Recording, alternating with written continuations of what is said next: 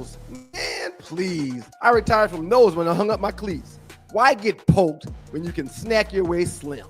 Brain IQ chews are all natural, taste great, and keep you in the game. Shots hurt, chews work. BrainIQ.com/REF/OneLiveStew. BrainIQHealth.com/REF/OneLiveStew. Brain IQ chews. Smarter than shots, stronger than excuses.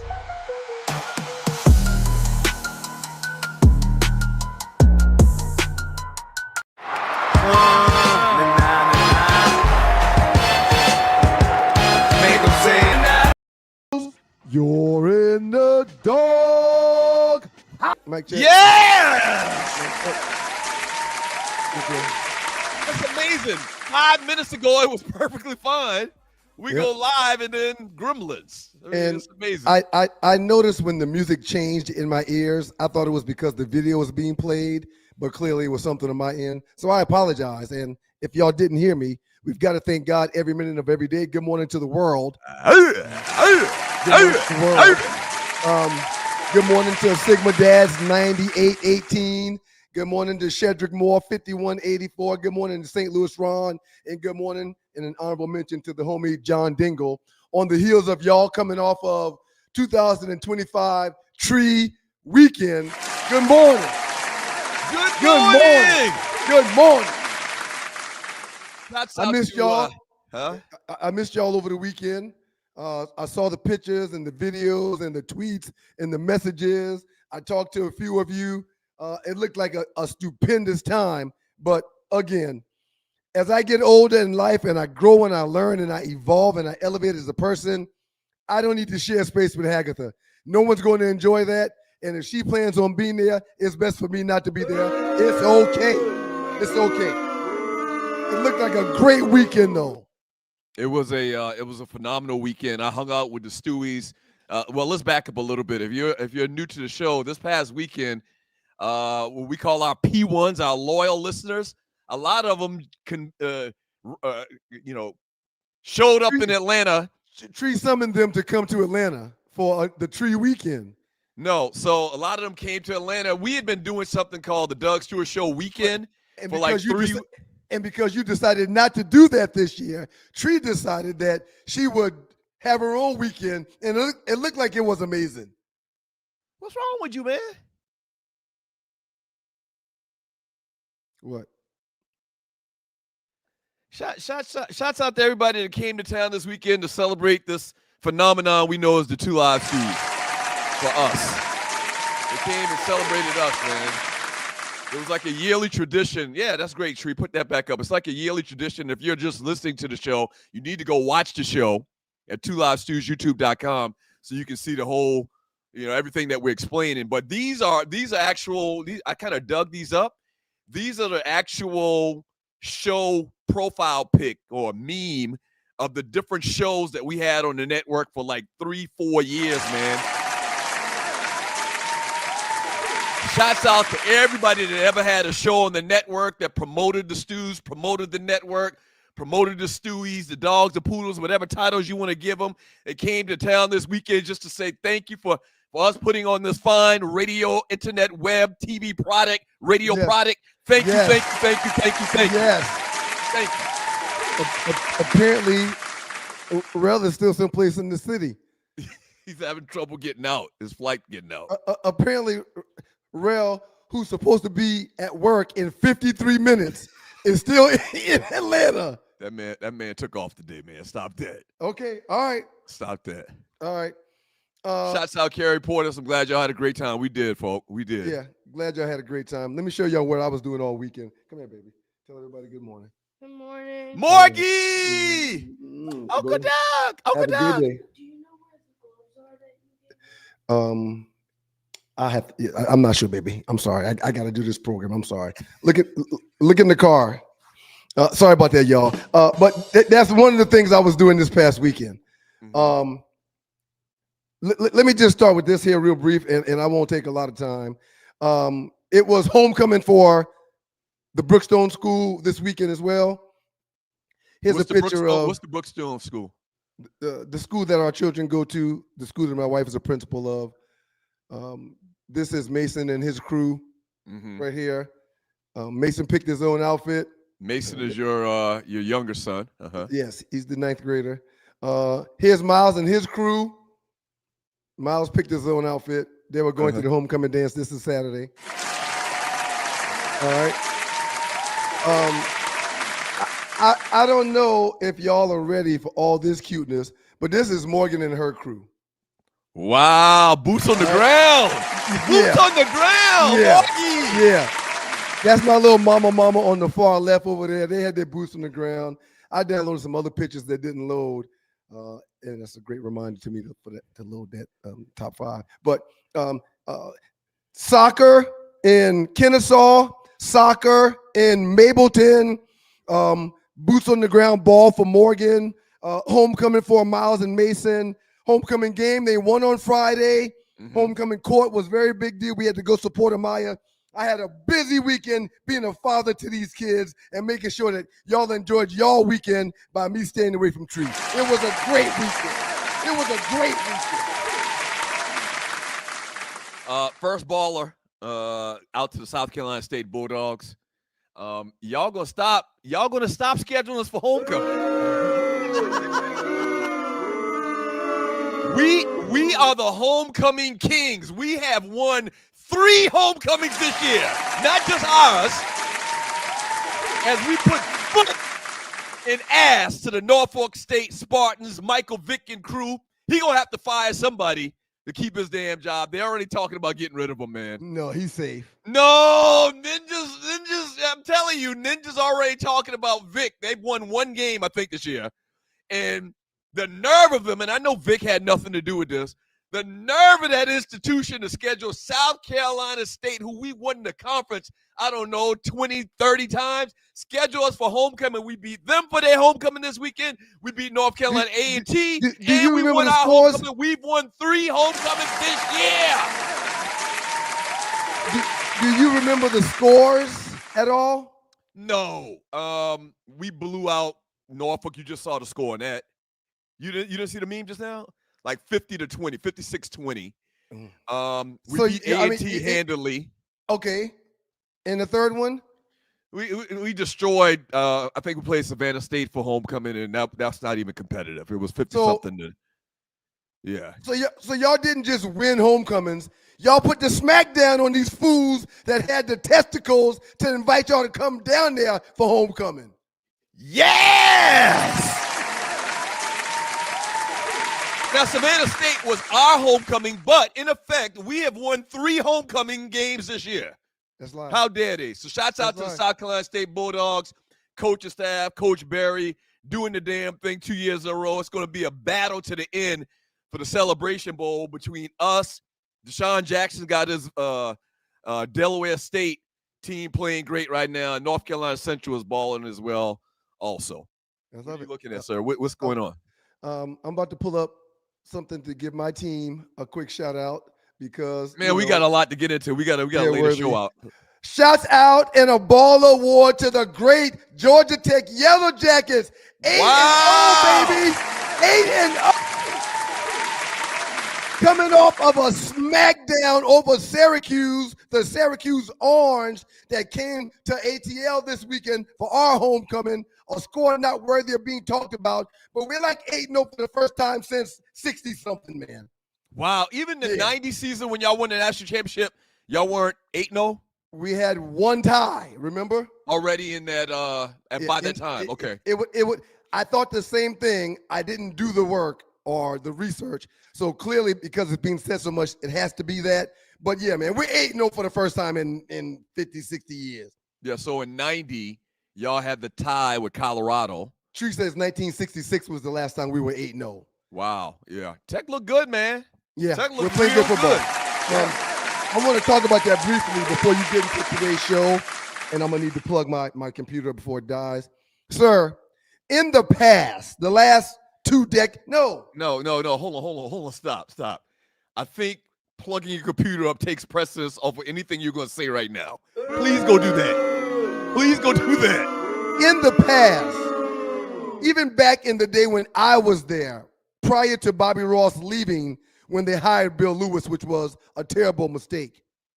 So for new people watching the show, Ryan attended and played at Georgia Tech in the mid-'90s. All right? Got new people, WGPR in Detroit and all of that stuff, man. And shouts out to the good folks at WGPR, Hot 107.5 FM HD2 in Detroit. My apologies for not telling y'all good morning and thanking y'all for being here, coming off of y'all's weekend. Thank y'all very much for being here. We know you guys have Lions choices had a and bye you this chose weekend, us. or do they play tonight? Lions had a bye this weekend. Okay. Okay. In the past, since I was there, a turnover here and there would kill our aspirations and make us hang our head. Mm-hmm. A bad, untimely pass interference call, a terrible flag, a few coaching decisions or a few 3 and outs would make us hang our heads and just get all sad. Mm-hmm. Not in the Brent Key era. No, sir. We've learned to overcome and play through adversity. Yeah. Last thing. In a game we had control over coming out of halftime, Mm-hmm. the lady on the sideline stops Coach Key to interview him during the halftime, and I hate in-game interviews. Listen to me. I hate in-game interviews. Mm-hmm. Anyway, she pulls Brent Key to the side. Can you talk about what you talked about during halftime and what you want to see this half? Mm-hmm. And Brent Key paused for a second and said, I want to see them finish. I know we're winning right now and we've got control, but I need to see them finish plays. I need to see them play assignment football. I need to see us play better right now. Right. And we're going to do that in the second half. Right. It runs on. Right. And that's exactly what we did. Wow. Last part, man. I'm happy for Tech, man. I'm happy for Tech. Last part, man. There's some premier jobs open right now. We'll talk about that in today's show in a little while. But if the Yellow Jackets know what I know, they better go ahead and step to the table and give Brent Key a little kiss. To quote the great, legendary, rest in peace, Norm Shrut, our Rest in former peace, agent, Norm Shrut. give us a little kiss. Give us a little. If they know what I know on the flats, they'll stop by Brent Key office and give him a little as soon as possible. Right. Take That's care it, of them. We're in a good spot. We're in a good spot right now. It's good. I just thought about it just now. Today is Monday, and you got on a throwback jersey, man. Is that? Yeah. Who is that? You're not gonna know this one, man. Hold on. There's not that many famous Royals. Right. Exactly right. So you got it on a Kansas City Royals jersey, and the only famous Royal that I know of is what's the guy's name? Brett. You're not gonna get this one, man. This one is, it's one of those ones where it's obvious, but you're not gonna get it. Brett, what's his name? Brett Hall, not Brett Hall. I'm about to turn around, sir. You better Don't hurry do up. it. Don't do it, Brett. Loose next to Bo Jackson. It could be Bo Jackson. I didn't think about that. God, what's the guy's name? Brett. I'm not gonna get it. Hold on. He's showing it. He's standing up. That's Bo Jackson. Wait a minute. It's the Bo Jackson Kansas City Royals jersey. I wouldn't even think they'd make a Bo Jackson throwback jersey. Why not? He's not really a throwback. He was playing baseball like, the great Andy at Distant Replays would get made whatever you requested. He would get Mitchell and S descended. Shouts out to you, Andy. I don't consider Bo Jackson in the throwback old school era. But okay, that's dope. Man, got on a Bo Jackson Kansas City Royals jersey. Hey, listen. Thank you for watching the show. 2LiveStews, YouTube.com. Pass it. Pass the word, okay? Hit the share button, all right? Share the show with everybody that you know. If you're watching the show, please hit the share button. If you're listening to the show, when you get a second, go on 2LiveStews, YouTube.com. Hit live, all right? We just figured this out like a week ago. Go to 2LiveStews, YouTube.com. At the top, there's a tab that says live. Hit that. and that will show you every show in order in descending order. That's very, very important. The great Bo Jackson, Kansas City Royals, 86-90. Came back after an injury, played with the Chicago White Sox 91-93, and Bo remains the only athlete in history to be named an All-Star in both the NFL and the MLB. The great Bo Jackson, baby! So we got your Arley report, latest trending entertainment news, top 5. We got a great top 5 for you today. Later on, stay tuned for that. Last 48, the biggest memes in the Two Live Stews Facebook chat group in the last 48 hours. And at the end of the show, we're going to read a bunch of your chat. Super Chat goes first. What is Super Chat?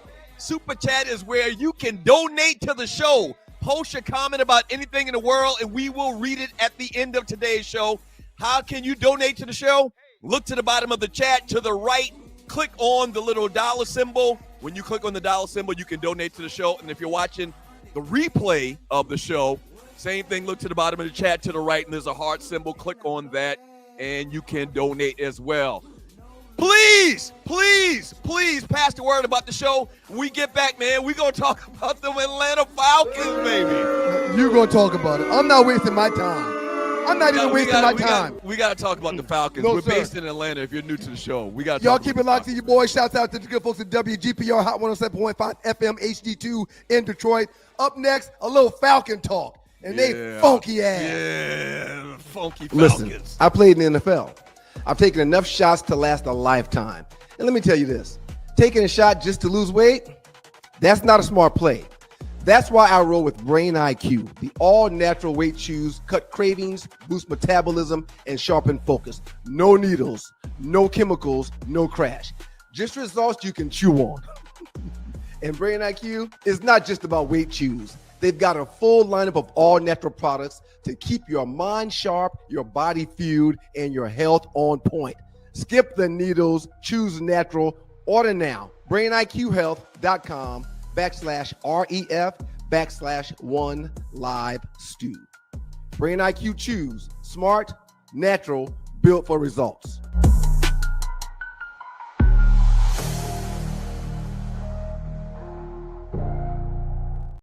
Raheem, another tough one. I don't know. I'm going to let you explain that one. I had a tough time explaining it myself. Yeah, we got beat by the better team today. They came out. They were more physical. They ran the football. We were not able to stop the run. At the end there, it got out of hand. It turns into those games, and you can't win those games that way. You can't come out that way to play, and we did.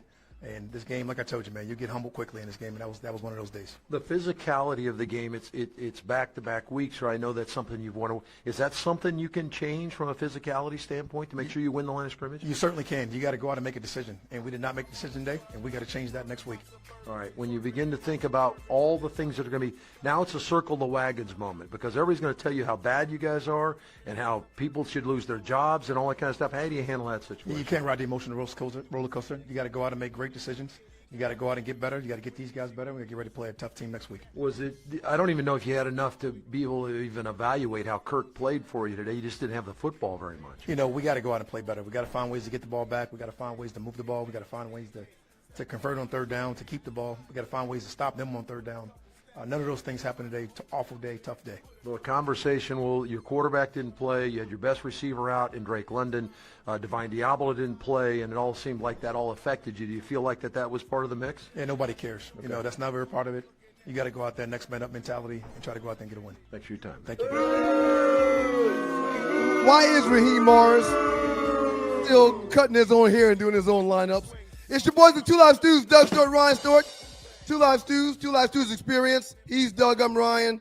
Happy Monday, y'all. Shouts out to the good folks at WGPR, Hot 107.5 HD2 FM in Detroit. The Sports Rap Network is in the building, and the Stews are part of it. Thank y'all for being here. You just came back from some sound from Raheem Morris. Head coach of the Falcons, Raheem Morris. Interviewing him was former Falcon quarterback, long time ago, former Falcon quarterback Dave Archer. Almost didn't recognize him. Everyone is aged. Let me just Absolutely. say that. And when we were talking about how much older Dave looked, we used to lightweight work with Dave Archer, former Falcon quarterback, back in the day when we were on terrestrial radio. I keep forgetting, man. He was one of the good ones too, for the record. He was one of the good ones. Go ahead. I keep forgetting, man, that we weren't on radio for 15 years. We haven't been on radio, terrestrial radio, for 15 years. He was already probably in his 40s, so that puts him right at 55, 60 years old. 34-10 was the final score of the Atlanta Falcons. And for those who didn't know, because I really just learned this, and I've been a huge sports fan my entire life, I just learned this about a decade ago. The second team, when mentioning the teams, are always the home team. Okay?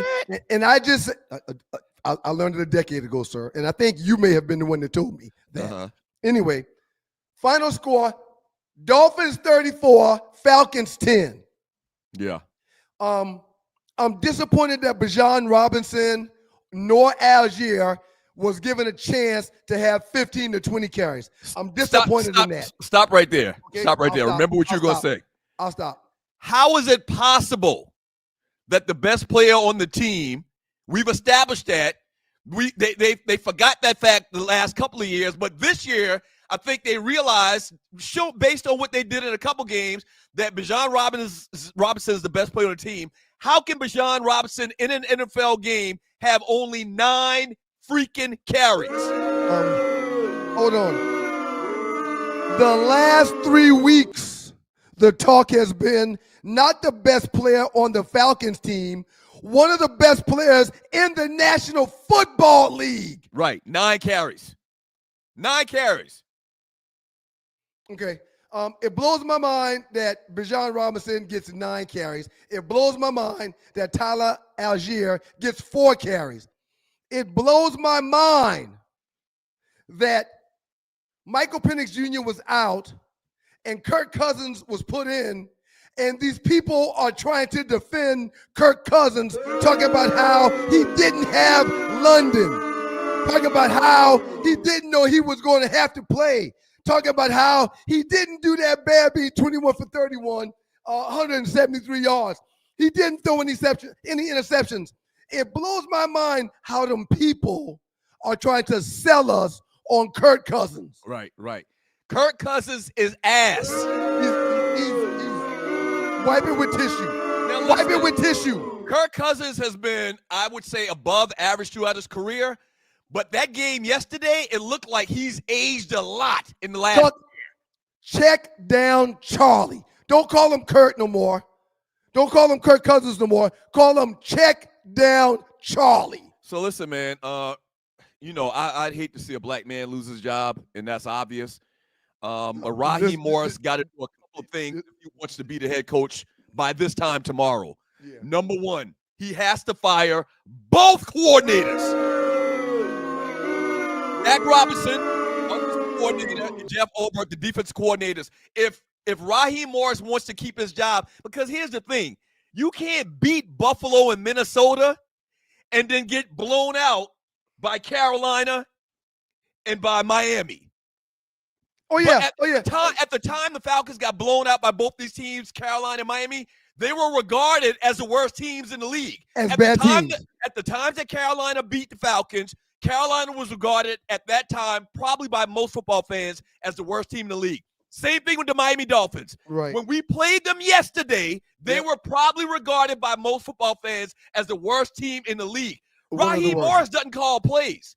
He has a scapegoat. He has to fire both coordinators today if he wants to be the quarterback this weekend. You mentioned Miami Dolphins being one of the worst teams in the league. The worst. And the only reason why you could probably be pretty certain that that's a factual statement is because last week the Dolphins got beat down by the Cleveland Browns. Right. So if the Cleveland Browns at home can beat the Dolphins, how in the hell can the Dolphins come to your house and you can't establish the run, the pass, get to the quarterback, or do anything of substance? They don't even have an excuse that it was an away game. It was in Atlanta. It was home. Yeah, it was home. It was home. I'm so disappointed, man. You know, I was beyond. It was beyond belief yesterday, watching this game, knowing we got Bijan Robinson. And listen, Penix not playing was definitely a big thing. But you're exactly right. Before the game, a lot of the fan base was all over the interweb saying that Kirk Cousins was better than Michael Penix anyway. We got our guy. Our guy is back. Right. Our guy is going to show y'all how it's supposed to be done. He's doo-doo. He was a check down Charlie yesterday, like you mentioned earlier. He did nothing. He did nothing offensively as the quarterback of the team yesterday. Nothing. He is cooked. Here's the biggest problem. I got a whole bunch of notes on the game. Here's the biggest problem I have with Raheem Morris. He's one of those coaches that you see every time they pan the camera to him on the sideline. His mouth open. As the head coach, he's not coaching. He's just doing like this. You got a dumbfounded look on your face of people that are just listening to the show. Every time they put the camera on him, I don't see him doing none of this. Right, Every time they put the camera on him, this is what I see. Right, so he's got a dumbfounded look on his face if you're just listening on WGPR in Detroit. Yeah, man. Yeah, I'm sorry, sir. I don't call for nobody's job, black or white. But I would understand on a weekend completing tonight, week 8 will be completed. College football had a great weekend. On a great fall weekend with several teams letting coaches leave, paying them enormous buyouts, I would totally understand Arthur Blank saying, freaking I can't cope. And oh yeah, by the way, I seen this shit before from the same nigga. He gotta go. What? I'm sorry. I got carried away. I got caught in the moment just now. Arthur Blank should not say that. But if he's thinking it, I would understand. Arthur Blank is the owner of the Atlanta Falcons. Falcons now 3-4 on the year. Guess what, man? Just like that, 3-4 sounds so much worse than 4-3. Oh, it's disgusting. 3-4 sounds so much worse than 4-3. Then also you factor in the game was in Atlanta. We were home playing against statistically the worst team in the league. That was one of the worst losses. That was way worse than the Carolina loss. A respectful loss in the National Football League is 3 to 7 points, 3 to 8 points. For you to get beat down by multiple scores in your own place is disgusting. Yeah. And it's happened twice in the last 3 to 4 weeks. No, sir. You can't give it an opportunity to happen again. I just don't know what happens like midstream during the game. You got to get rid of Zach Robinson because he doesn't utilize Deion Robinson and Algiers effectively. Tyler Algiers, the backup running back, only had 4 carries yesterday. Last week, I made the argument that they should run some type of split back because Algier is a starting running back on most teams in the league. You did. He only gets 4 carries. You said you wanted both of them to be on the field and share a backfield at the same time. Yes. That would be extremely difficult for a defense to find the personnel to stop Algier and Robinson in the same backfield. Hell, put Robinson out as a receiver. Right. Run a 4 wide, run a 5 wide. Unacceptable for Tyler Algier to only have four carries. How about this, man? Tell me a little bit about this stat. And you're watching and listening to the Two Live Shoes, Doug Stewart, Ryan Stewart. Thank you for doing that. How can you have 9 receptions but only 59 yards? Right. What does that say? Who am I talking about? First of all, you're talking about Kyle Pitts. I'm talking about Kyle Pitts. Yes. How do you have 9 receptions but only 59 yards? What does that say to you? That you ran a bunch of flat routes. You ran a bunch of 3-yard stops. You were freaking check down Charlie. Check down Charlie, man. You're check down Charlie.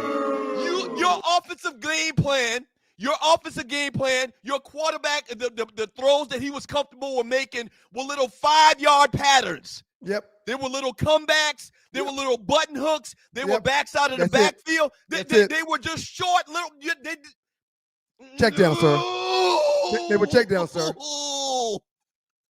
They were check down, sir. Deep threat Darnell Mooney didn't do much. Again, for all the people that thought Kirk Cousins was going to be some type of savior, shame on y'all. Shame on y'all. Shame on y'all for the things y'all said leading up to this game when y'all found out Michael Penix Jr. wasn't going to play. Shame on y'all. You know what I like? I wish that we could do, and I just thought of this just now. I have a lot of great ideas. And think. But let me finish this one thing Go before ahead, you. go ahead, Please go remember ahead. what you're going to say. Go ahead. I know what I'm going to say. And I'm about to get a little concerned about Bijan Robinson turning this ball over in this red zone. He's been known for holding on to it. He had one turnover, was it last week or the week before last, that they got back or that a penalty saved. It's unsettling for him to continue to turn this ball over, and especially for them to always be costly turnovers. Okay, you were about to say something, sir. And you're exactly right. I forgot. I forgot what I was going to say. Oh, I know what I was going to say. I wish we could do a show. A great concept for a show would be a show where we take screenshots of what people were saying in these little these posts online on social media. Right. We take a post and what they were saying before the game, and then we kind of get into a conversation about those posts after the game. Yeah. Because that's a good idea. I went back and forth, and I hate when I do this, but sometimes I get caught up in it. Yep. I went back and forth with people online saying, "Oh yeah, Cousins should have started. He should have been the starter anyway." Cousins, you're gonna see now. Bijan is ass, or Michael Penix is ass. Michael Penix is horrible. Michael Penix, and then I respond, "Well, did you say he was horrible when they beat Minnesota? Did you say he was horrible when they won this game?" And But no, you'll see now. Kirk Cousins should be the starter. I wish I could go back. I'm not gonna take the time. Nope. But I wish I could go back and just say, sir, what did you Mickey Ficky say before the game? Julius 29C, the fumble Bijan had was off of his knee. No one touched him. You can't give the ball away. That's not good. All right. That's not good. Adrian Williams 9979. Bijan got 5 fantasy points. Shaking my head. For him to only have 5 fantasy points clearly means he didn't get enough touches. Nah, he didn't. He absolutely didn't get enough touches. He didn't get enough touches. He had 3 catches for 23 yards. He had 9 carries for 25 yards, an average of 2.8 yards per carry. Once again, Kyle Pitts. Yep. He had 9 catches, but 69 yards. That seems impossible for somebody to have that many catches and have that little yards. Yeah, I don't think it was 69. It was 59. And again, when you check down Charlie in the ball, this is exactly what's going to happen. No, 9 catches, 59 yards. Yeah. You said 69, but it's okay. It doesn't matter. Okay. It doesn't matter. Right. Bad football is being played. These guys are not being coached up. One day you see an effective, efficient offense. The next day you don't. Defensively, the defense has got personnel we hadn't had in decades. The defense is ranked nationally in the top 10 in a couple different categories for the first time since, Lord, I don't know. John Abraham was here. Jesse Tuggle. Deion. And for them to come out and be as flat as they were versus a team that has not been able to move the ball and a team that did not have Tyreek Hill, it just don't make no sense. So next week, the Falcons on the road going to New England, who has been playing very good football this year. And then after that, they have a home game, but it's against, a lot of people argue, the best team in football against the Indianapolis Colts. They're coming to town. So if we can't beat Miami at home, why would we expect to beat the Indianapolis Colts in Atlanta as well? Doesn't look good for the rest of the year, man. Shouts out to our cousin Kason. He's in Jacksonville, but he's from the corner. I heard this a lot after the Falcons lost. The mafia in Vegas controls all major sports. It's sad but true. Did the Falcons really lose? Huh? Well, I mean, I'm reading and hearing that now. Speaking of which, gambling in sports. The NBA, this might turn out to be the biggest scandal in our lifetime. It might turn out to be a bigger scandal than Vic fighting goddamn dogs. And we'll talk about it when we get back. The reason why was because Vic was the only culprit. We're about to start hearing names. We'll talk about it in a second. We're about to start hearing names that's going to be mind-blowing. Trust me. Now, listen, we're a little bit late on this story. It happened a couple of days ago, but as of right now, we only do the show on Mondays and Thursdays. So we will talk about the NBA betting scandal when we get back from the break. We'll give you our thoughts, man. Y'all keep it locked to your boys, the Two Live Stews. Two Live Stews Experience. Doug Stewart, Ryan Stewart. Yeah. Mondays and Thursdays. We appreciate y'all for being here. Real quick, shouts out to WGPR FM HD2 in Detroit. We appreciate y'all. Y'all Sports passed Rap the Network, word baby. up there. It's very, very, very serious that y'all passed the word up there. WGPR Hot 107.5 in the D. We'll talk about this alleged honest hustle on the other side. Keep it locked. Yeah. Right Are here. you tired of workouts that leave you feeling drained? Do you want to push your limits without compromising your health? Introducing NPE, the ultimate pre-workout powerhouse. NPE is packed with natural plant-based ingredients that fuel your body and mind. We're talking about sustained energy, enhanced focus, and accelerated recovery.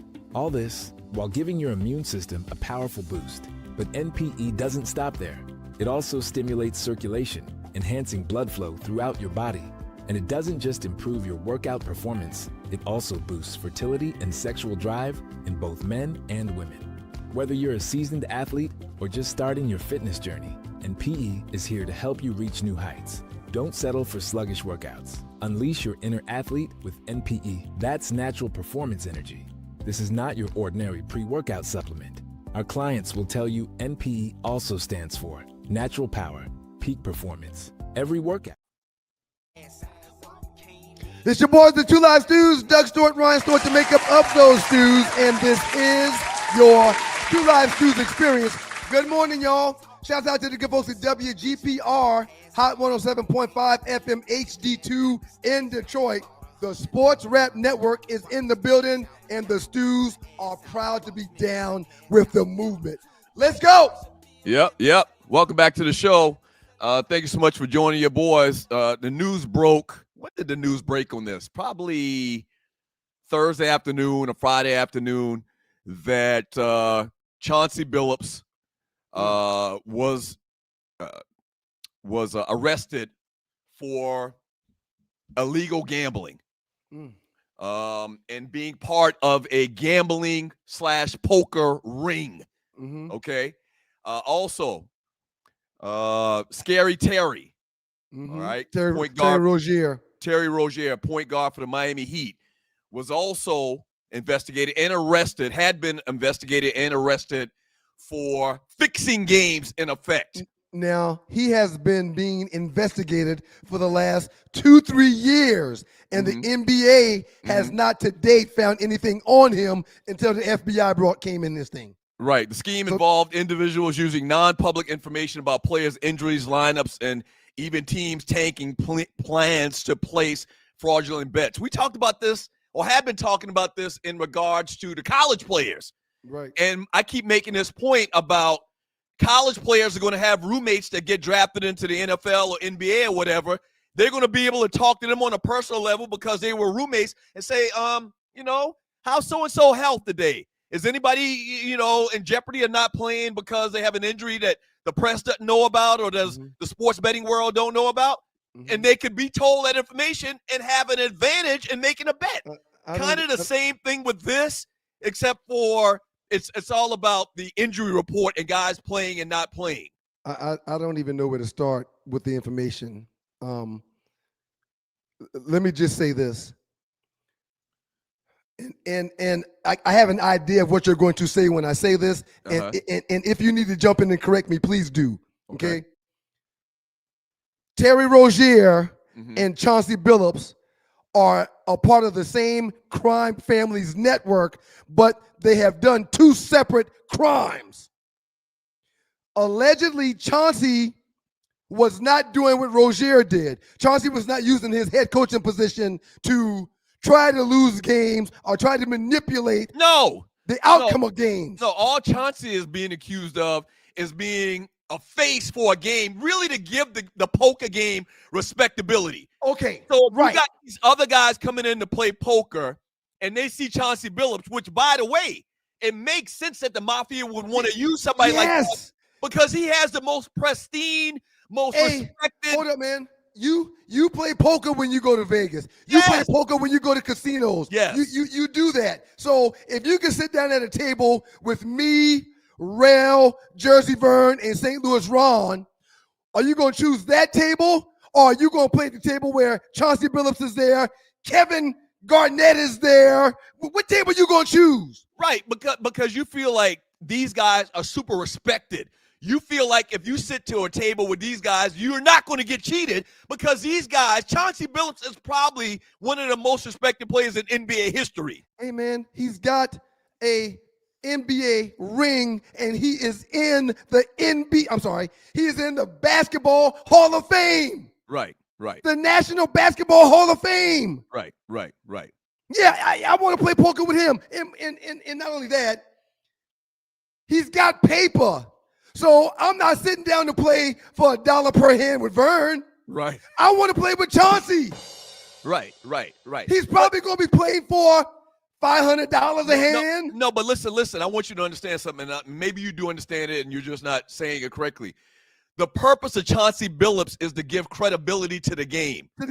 Yes. Because of how much he's respected. Yes. It's not that he's a great basketball player or anything like that. It's because he's respected. No question. The fish, which are the guys they're trying to take the money from and using all these electronic devices and all of these X-ray glasses and whatnot, the guys that they invite to the game that are millionaires, that are probably street guys that have a ton of money, they're going to feel a little bit more comfortable playing in the game and thinking they won't get cheated because Chauncey's playing games with these guys.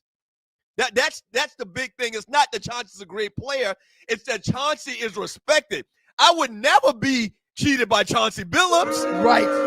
That's right. the thing. And they not good. Chauncey's not going to be in a position to get cheated either. Right. I'm safe in this room at this table. Okay, that's the first thing. Second point. I'm going to go back to that. And you're watching the Two Live Studios experience. Maybe you should go because you forget. Yeah. I don't know, and I'm going to give him the benefit of the doubt that he didn't know everything going on. Why am I going to give him the benefit of the doubt? Because he deserves it. He can come back and say that these guys threaten me. I talked about this in the chat group. Chauncey Billups' argument could be that these guys, these are mafia guys. Okay, real quick. Before you do that and go on the record saying this, go ahead. Do understand that the FBI, a.k.a. the feds, if they got you, they got you. It's a 96% conviction rate. They've done their work before they knock on your door. They've done their work before they say, you come with us. Let me say it like this. All right.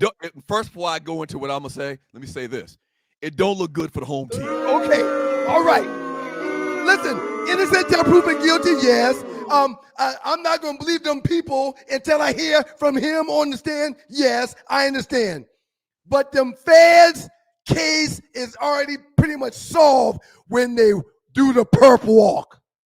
Yeah, right, it don't look good for the home team. That being said, his argument, and we don't know, we're just throwing out, scenarios or whatever. To me, and me watching a lot of mob movies, it's extortion. There's this thing called extortion. Right. All Chauncey has to say, and it could be very well true, is that these guys threatened my life. They said that they would harm me. They said that they would harm my family if I didn't sit down and play poker games. I had no ideas the extent of cheating. I had no ideas that they had cameras under the table. I had no ideas that other guys had listening devices and X-ray glasses. I didn't know anything like that. I was just trying to protect myself and my family. Well, and that's exactly right. If he does that, whether he's telling the truth or lying, if he plays that card, now he's a dead man walking. Yeah. It's the mafia.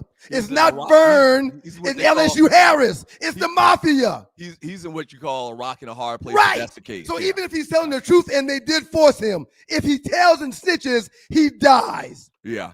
Look, now, man, let me make my point real quick. Okay. And there's two parts of it. Because you just mentioned the mafia and I just mentioned the mafia. Why are we not seeing guys in Italian suits being perp walked? Why are we just seeing Chauncey Billups and Scary Terry Rozier? Because that's what they do. Scary Terry. Because that's what they do. Damon Jones, Chauncey Billups, Kevin Garnett's name is surfaced. Even the referee's name that is surfaced, we don't see his name. Why are we only seeing people that look like me and you in this thing that is being called a mafia arrest? Not only are we not seeing those guys, but why aren't we seeing any of the mafia guys? Right. Why aren't we seeing any of the Gambino family and the Genovese family? Come on in. Somebody's knocking on the door, ringing the door. Tree's hand is raised. Let's see what she wants. Come on in, Tree. Come on in, Tree. You people. Oh, good morning, brothers. Good morning, Tree. Good morning, Tree. Good morning. Don't call me that. Good morning, Tree. Tree, are you going to France? I am. But let's stick to the subject. So why are you in costume today if you're going to France? Because you're in costume. I mean, you're in Isn't that a French hat? It's a beret. It's a I beret. am going It's to a beret. France. Can I please remind you, with all due respect, the FBI is the Benny Hill show right now. It is run by a ninja, That's true. Indian man Patel. that was a Patel. podcast Cash hoster. Cash Patel. That's Okay, right. so You're right. be prepared. Mhm. And if you want to know why these other people aren't being addressed, again, who is in charge of running the clown show right now? Thank you. Okay, Tree. and she's right. She's right. Let me And say, a bona fide idiot is running Right. the FBI Okay. right now. He She's right. actually is the one that came out and talked about these charges Okay. at a press conference. Cash Okay. Patel. and this Who's is an going idiot? this is going to get me to point 3 because Oh, yeah. Tree is right. And you're watching 2 Live News Experience. You're listening However, to the 2 Live News Experience. I'm not getting in Chauncey Billups' pockets, even though I've done the math and the numbers. He's made at a minimum 7 figures a year for the last 2 decades. So even if this is a clown show or something that's being trumped up, why is he sitting at the table with these simps dealing with mafia people in the first place? Well, I gave you an explanation a little bit earlier. Okay, hold on. Scary Terry Rozier Mm-hmm.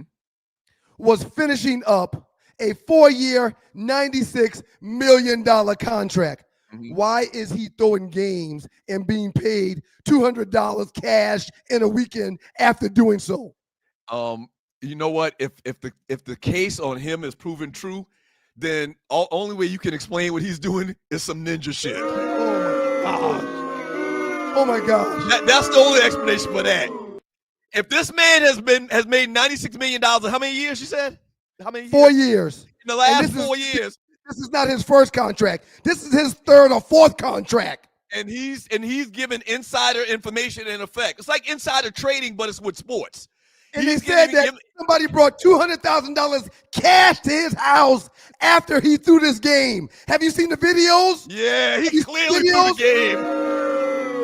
He clearly threw the goddamn game. And Even the Stevie NBA, Wonder could see he threw the game, man. the NBA, after investigating him for the last few years, didn't find any information that he really.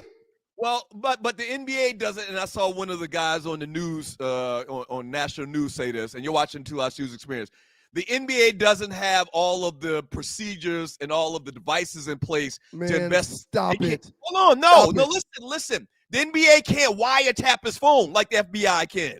Okay, The NBA can't place bugs in his apartment if they wanted to right. find out this information. The NBA is very limited in comparison to the Use FBI in doing this research. Use a lie. What do you mean I'm a lie? The NBA does not have those authorities. Okay, real quick though, but Uh-huh. the NFL and NBA are in bed with DEA and FBI. No, Every no. other 3-letter network. But at the point where the NBA said they don't have anything on them and they stopped Doug, their investigation, Doug, they do weren't throw working with the FBI at that time. The Uh, FBI started working on it after the sir. NBA found nothing. These 10, 12, 15 billion dollar leagues do thorough investigations. But I'm telling you Okay. a fact. I'm not telling you what I know, what I think. I'm telling you what I know. The NBA worked independently from the FBI. The FBI then got involved Doug. later. Doug, Go ahead. Uh-huh. did you see the freaking videos of Scary Terry Yeah. playing basketball when he was throwing games? But what does that have to do with what I'm saying? Answer right the now? question. Yeah, Okay. I did. The commissioner or whoever on the NBA's committee that was looking over evidence had to see that also. There's no question what that ninja's doing. No, but it was some question. Now, listen, I'm saying it facetiously right. that clearly he was throwing games, but the NBA couldn't prove it. Yep. Yeah, it looks like definitively he was throwing games, but the NBA, is innocent until proven guilty, and they didn't have anything definitive to say that he's cheating. What about the text messages and the wire transfers? Man, stop it. Man, stop it. The people know when people was bringing cash to his house. Hold on, man. I hear what you're saying, and I know what you're trying to do. I'm black, man. I'm going to go down with these guys to make sure that until they say guilty, I do and say everything that says they didn't do it. Man, come on. Ryan. Okay. The text messages and stuff couldn't be gathered by the NBA. I'm telling you this. It's two separate things that you're talking about. Right. I'm not trying to defend Scary Terry. All I'm saying is that the NBA, when they did their investigation, they couldn't find anything to prove what the accusations were. But they saw the video of Scary Terry in 4 or 5 different games. That's not proof. Handing the ball to other people out of bounds. That's not proof. Come on, That's man. not proof. Okay, fine. I understand. It's a league that does not want to be found out that they've been being cheated in their league. It's just like MLB and Shohei Ohtani. Let's make this go away as fast as possible. So people stop talking about it. People stop digging. Let's just make it go away. Okay, it's not Shohei Ohtani who did it. It was that guy that was doing it. Okay, put the case on him. Let's just get it out of here and move on. Man, stop it. Also, former player, Coach Deion Jones, allegedly sold inside information about prominent Laker players' injuries in February 2023. You know that he has a relationship with LeBron. They played with each other in Cleveland. He is now a coach, but he still stays in contact with LeBron. The accusations are he knew LeBron wasn't going to play from a personal conversation, and they profited by making bets against LeBron, making the overs. Look at this. I got to say this real quick. Go ahead, man. Look at what Marvin Childs put up there. And OJ was innocent. Marvin, the gloves didn't fit. That's all I'm going to say, Marvin. The gloves didn't fit. I hear you, man. I understand. It's a bad look. There's referees that are now being implicated, and not just being implicated because they were throwing games or shaving points or being mischievous during this investigation in the last 2 or 3 years. But I'm talking decades. Damon Jones and Billups were what they call face guards. Celebrity figures used to attract wealthy vixens to be in rigged high-stake games. Yeah, it's not good, man. Man, you got to really be careful with cheating in poker in general. I play poker. I've been playing poker for a long, long time. You go to some of these casinos. Go ahead. Okay. Well, go ahead. I was going to ask you that. You're not a person that finds basement poker games throughout the course of the week. Every time you play, you're playing in a game that's sanctioned and it's okay, right? I'm playing with people I know. Okay. I don't play poker with anybody I don't know. Now, when you go to the casino, and my poker players understand this, when you go to the casino, and I believe this true to heart. When you go to the casino, there's regulars that are playing in the casino, people that live in the area that play together all the time so they know each other's tendencies. Not only that, I believe a lot of times that they're scheming together. I believe a lot of times they give signals between players that they play with all the time, and they know exactly if they have a good hand or not. They know when they should fold a hand or not. I believe that they are plotting together with people from outside of the poker game that come in and play, because we just don't know. I'm talking about the people that come in from outside the poker game. The best, because I don't do poker that often. I'm not a poker aficionado like yourself. But when I play blackjack and I'm at the table with 6 or 7 buddies that we all know each other and we're openly talking about, no, you can't take that hit. That's going to screw up so-and-so's hand. When we communicate like that, that's when I've had my best games. When I'm on the same page with the other players. So that's what these poker games were. These poker games were everybody being on the same page except for 1 or 2 suckers that they found on the streets. And they took these suckers for $7 to $10 million. Yeah. I mean, this is going to be very interesting, man. And then this is the day and time we're living in. We've talked about it several times about how now it seems like these sports leagues are in bed with the gambling institutions. Right. Like it's nothing like it was 10 years ago. No, Today is nothing like it was gambling-wise, betting-wise, insider information-wise. There's nothing today like it was just 10 years ago. It's a totally different landscape as far as gambling and sports. Up next in the Doghouse with your boys, the Two Live Stews, Doug Stewart, Ron Stewart, the makeup of those stews. We'll be joined by the great, the lovely Arley Ward. We'll get our entertainment report. She'll do some birthdays. She'll talk about Tree Weekend from this past weekend. I'm looking forward to it, man. It should be fun. Arley hung out with us all weekend long as well. I saw her even at the events that I wasn't able to make. Arley and Tree, me, a ton of Stewies, a ton of listeners came and just celebrated the gift that, I mean, if you're new to the show, I haven't said it a lot, but y'all do know that we actually came up with this whole format, right? We started this. Y'all keep it locked. Two Live Stews Experience. We'll be right back with the lovely Arley Wood. Don't go away. Them cats, they're in some big trouble, sir. They're in some huge trouble. Absolutely. Hello there, it's your favorite cruise director, Arley Michelle, and you want to be on the inaugural Cruise with the Stews, February 6th through 9th. What's up, Stew Nation? We want to see you out on the big water for the big game, and we cannot wait! Have you signed up to go with us on the cruise yet? If you haven't, there is still time. We want to see everybody's face in the place. We're going to be celebrating from Miami to Nassau, Bahamas, and back. You want to be in the place. Can't wait to see ya. Yay! We're so excited. We're going to cruise together. Cruising with you, cruising with you, cruising with you. Come on, y'all. Ah!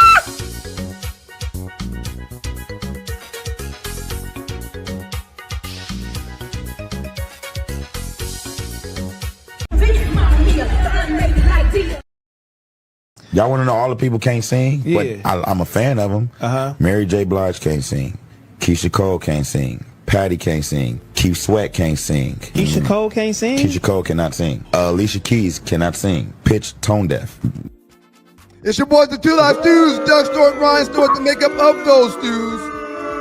And this is your Two Live Stews Experience. We're joined by Arley Wood. What up, though, Arley? Hey, Arley. What's up? What up, Arley? Good morning, good Sunday. Monday morning. Arley, you just clutched your pearls. Why'd you clutch your pearls? Because that dude was like, so-and-so can't sing. So, I mean, now, let me just tell y'all, I've heard other musicians say that, but I didn't know they said, that's just like in small circles. You don't say it on like social media when you say it out loud about people. You're like, some big names. He said Patty. That was Kevin McCall. We talked about him on the last show Thursday. Yes. And him begging, asking Tyrese for money because he's broke right now. Not Tyrese. Chris Brown. I'm sorry. He's a very good singer, but when he called out Patti LaBelle, I had to like, what? Yeah, Where's everybody else, I have heard that in a list of like yesterday we had this whole, which would you like better? Whitney Houston's version or Lord, her name, I'm looking Shaka Khan's version of I'm Every Woman. I was like, Shaka Khan. And they were like, because Whitney did all them runs. We were like, you need to listen to it. Whitney is copying Shaka's run. Both of them are great versions, but if you got to pick one, so which one? If you're new to the show, Arley is she sings for a living. Ooh. Tree does as well. We're going to get her opinion on the video. Does she really sing though? I mean, does she really sing? Go ahead. So what are your thoughts about like? That was deep, but I agree with pretty much. They talk about like real musicians. I'm in there. They do not like the way Alicia Keys sings, and I think Alicia Keys was a gimmick because she plays the piano, and so everybody's like, "Ooh!" But if you listen to her, if you ever heard her live or something, I don't know. As Tree just said, Alicia out of damn keys. People don't like Alicia Keys' voice. Patty is now hollering, but Patty is a church girl. She can sing. And everybody else he said, I don't remember who Janet Jackson doesn't really sing. She whispers. She's a performer. Who else did he say? I had to go listen to it again and write the name. Can Beyonce sing? Beyonce can sing. She does a lot of, but there are a lot of people who feel like she growls. If you listen to her sing, it's not like she growls. Just go listen to it. Right. So this is like inside information for singers. Like I had no idea that there was even a contemplation, a thought pattern out there that Patti LaBelle can't sing. Now, I've never heard that about Patti. Now, people do say now Patti has gotten older and she's hollering. Shaka's voice still sounds like, amazing. Gladys Knight still sounds like she is water for crystal. I saw Shaka at an Essence Festival 4 or 5 years ago, and I'll never pay to go see her on stage again. If Shaka was high, Shaka is different. The high Shaka is different. I will never go pay to see her again. Yeah. Wow. Well, I've heard her sing live, and I heard her rehearsing once, and she was amazing. And we were listening to her recent Tiny Desk, and she sounded good. Her background singing is amazing. Like you can't just. And this is from singers listening to her sing. But sometimes you have an off night, Ryan. Sometimes you have an off night. You're right. And who is never dealing with off nights is the great Arley Wood. Y'all welcome her to the show again. Give her another round of applause, Doug. And let's get into her Arley Wood report. We appreciate y'all, Arley. And Arley, thank you for hanging out all weekend with the listeners. Lord knows they did not want to be with Tree all weekend by themselves. So God bless you for hanging out, Arley. They love, when I tell you everybody loves Tree, you might want to back off because they're going to get you. But it was Tree weekend show, really. Yeah, it is. It is. Well, I just, we had a good time. The days that I could hang out, I was out of town on Saturday. I was in y'all's neck of the woods, Johns Island, not far from Charleston. So I was in y'all's neck of the woods Saturday, hanging out with the good and watch singing for the people. So yeah, it was great. And it's time for us to talk about the cruise. First of all, my name is Arley, everybody. We started this show. They start playing videos now before my segment, and it throws off the whole thing. I don't know what they're doing, but I have no decision-making power here. I just show up and do my job and do what I'm told. That's right. So it throws us off. Anyway, we have a cruise coming February 6th through 9th. If you are so inclined, reach out to me at sme.arleywood@gmail.com. That's ARLE Wood at gmail.com to talk about cruise options for you. We are still going February 6th through 9th. There's still time for you to go. You're just going to have to pay it all, once, but they got some great pricing on these cabins. And we love to see your face in a place. It's the Two Live Stews inaugural cruise to the Bahamas for the big game. That's right. We're going to watch the Super Bowl. Our team's not going to be there. No, the Falcons not going to be there, probably. Doug had high hopes of them making I did. But that will not be happening. We wanted a bird present. It will not be our bird. Our bird seems to be cooking right now. Or the other bird either. The Ravens, they're not going either. Well, I was talking about the Philadelphia Eagles. Okay. We got a bird possibility. We just need a bird. We didn't say a specific bird. We need a bird. So yeah. So join us. We'd love to have you. I am so excited to, have an opportunity to hang out with everybody this weekend. Rail is at the airport. Griff might be on his halfway back, so he might be listening in. We saw some Jashani and Marcus, and I feel like I'm doing Romper Room. Shout out to everybody who came and joined us. St. Louis Run, yes. So good to see everybody. So thank y'all for coming out this weekend. Okay, first up, y'all know we have birthdays. We got to talk happy birthday to all the people. Happy birthday to ya. Happy birthday to ya. Happy birthday. That was good, Arley. That's great, Arley. Arley, maybe me and you should go on tour. You should do we should go on tour since everybody going on tour, Doug. Everybody else going on tour. Yeah, maybe me and you should go on tour. Right.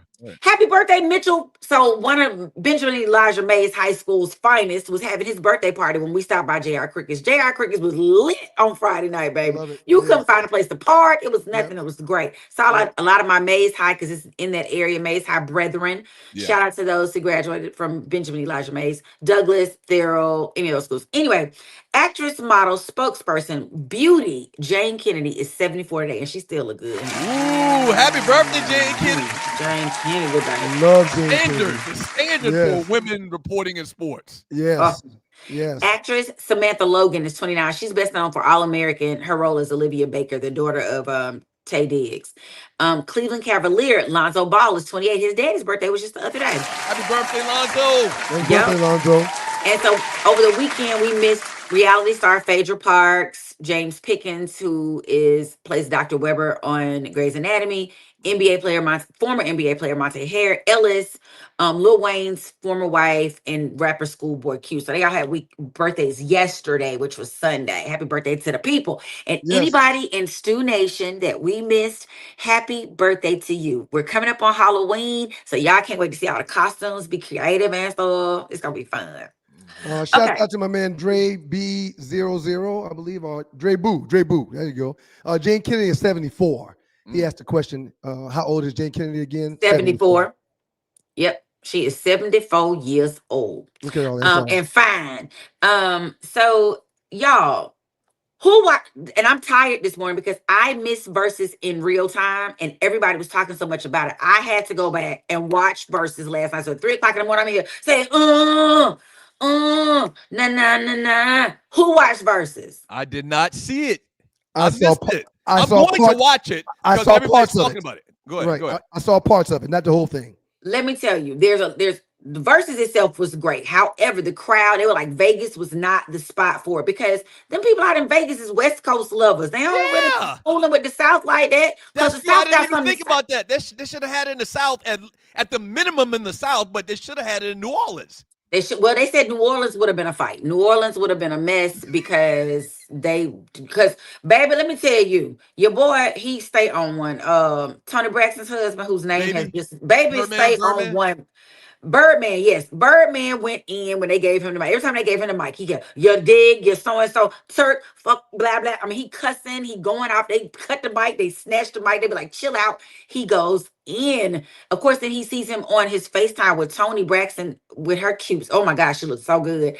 FaceTime, baby. She's like, baby, you did so good. Oh my God, you rocked it. And then the sister talking about you a trending topic. He's like, I didn't know what that meant. He was so gentle with Tony Braxton. So Birdman tried to be real gutter about it because Master P is always business minded. High roll, baby. Yeah. Master P, high roll. We run this. He tried to give Birdman a compliment. Birdman was like, yeah, you did start because he did #1 stunner. And he was like, that's right, Birdman. Because you know how you usually try to play off either the song you're about to sing or the song they just sang. He was like, you right, Bird. You did start that stunting and the diamonds and stuff. But and Birdman tried to say something, but they cut his mic before he could say it because Master P went into his look. When I tell you Mia X and Juvenile took the whole show. Oh, yeah. I heard Lil Wayne didn't even show up. Lil Wayne wasn't there. Of course, Mystical can't come because he in jail. And he's probably going to end up doing life if they don't figure that out. Weezy wasn't there? No. And they played his song at the end and it got people all hyped like he was about to come out, but they were just like, right? No, he just played the music. That's terrible. Just playing the music. I want to know the backstory on that. Why Lil Wayne didn't show up? Because the Birdman probably didn't pay him his number. Yeah, he had plans and he got a number to perform. And another person made a good point when we were discussing this. They were saying that when you watch, and I hadn't watched it yet, so I saw it once I watched it. It looked like, No Limit Soldiers looked like a family, like they were together, like they were a cohesive unit. They were just over there showing love. Cash Money, like we are here because they said we got to be here and we just here. Right. It wasn't like the whole same little love fest over there on that side. I'm hearing everybody say what June B77 is saying. Everybody's saying Mia X rocked it. I got a video to show y'all for Mia X. She's gonna play right now.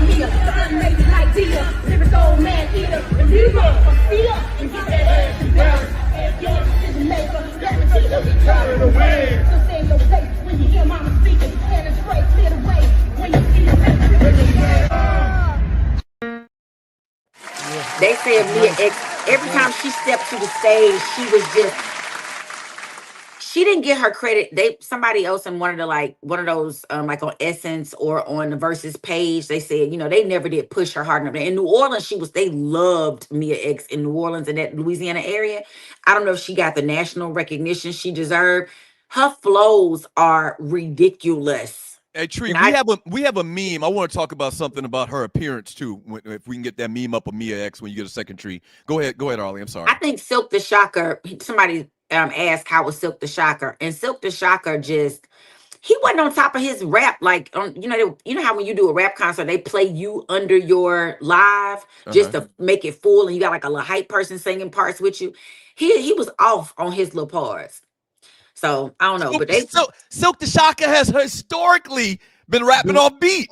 He did his job. Right. He did his job. He did his job. But they came with the hits, baby. Bout it, went hard. Oh, you bout it. So Tree has a graphic you requested, sir. What you got? Yeah, Arley. Yes. Is this Ozempic? Is this Ozempic? No, I understand that she battled cancer. Mia X looked good as shit.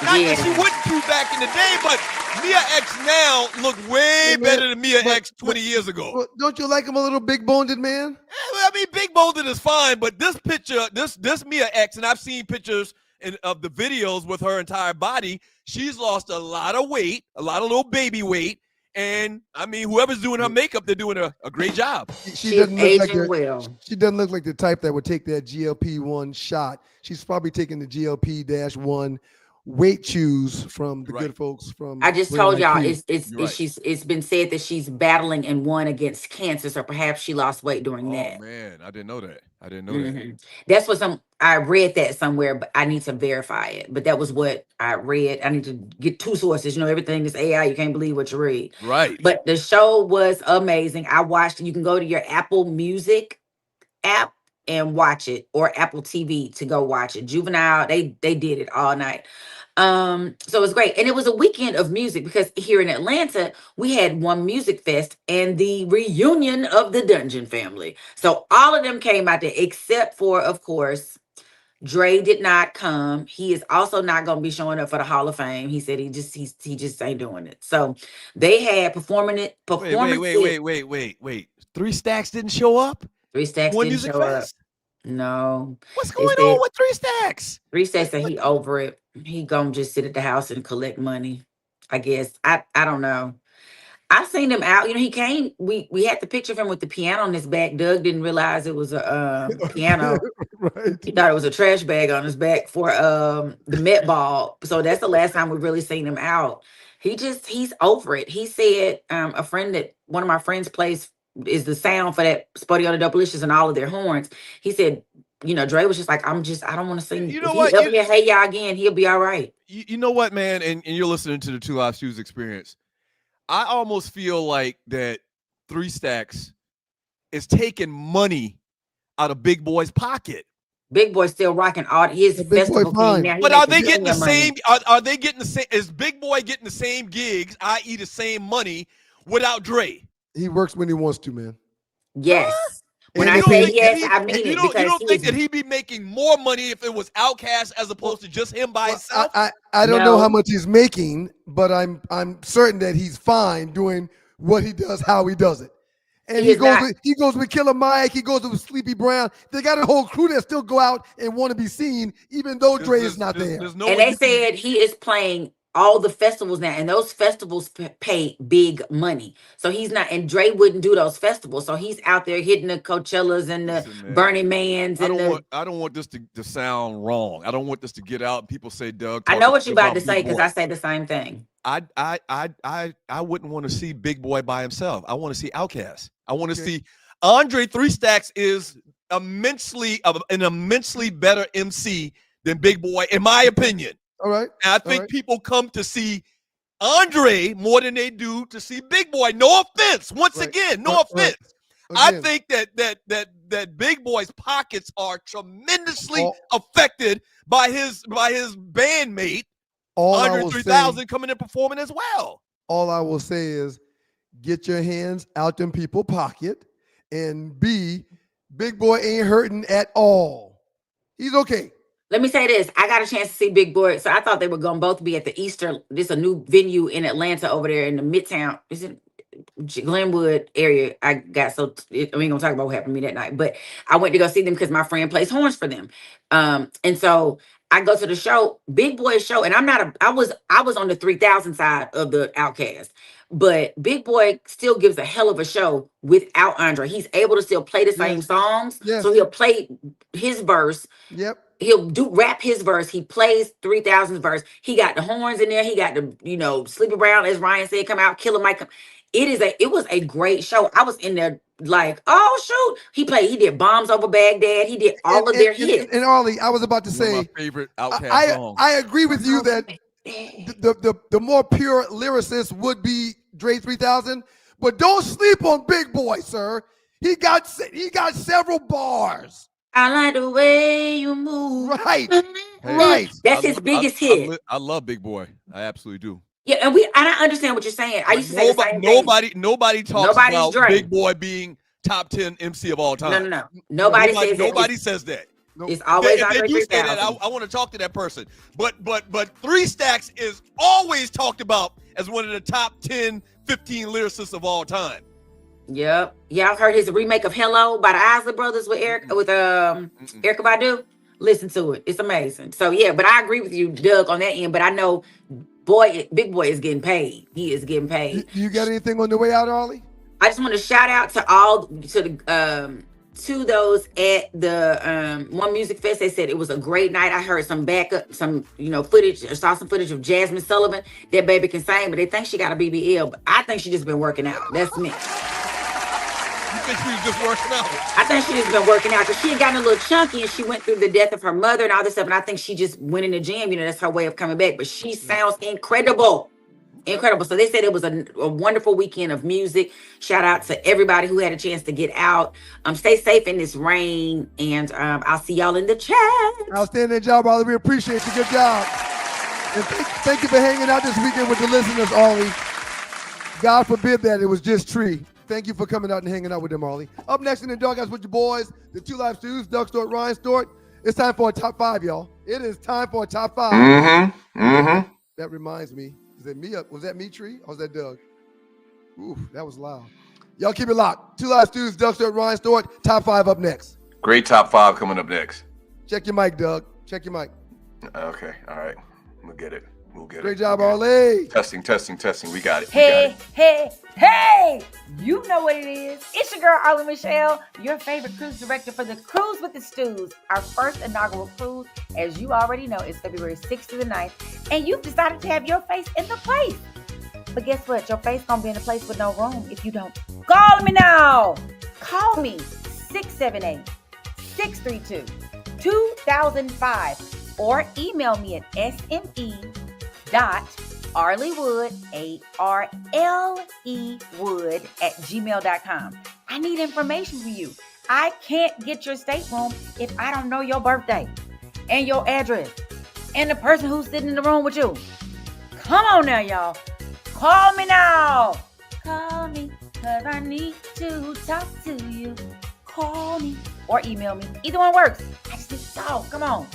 Can we talk for a minute? See y'all on the big water. But you might not be able to go if you don't call me. Okay?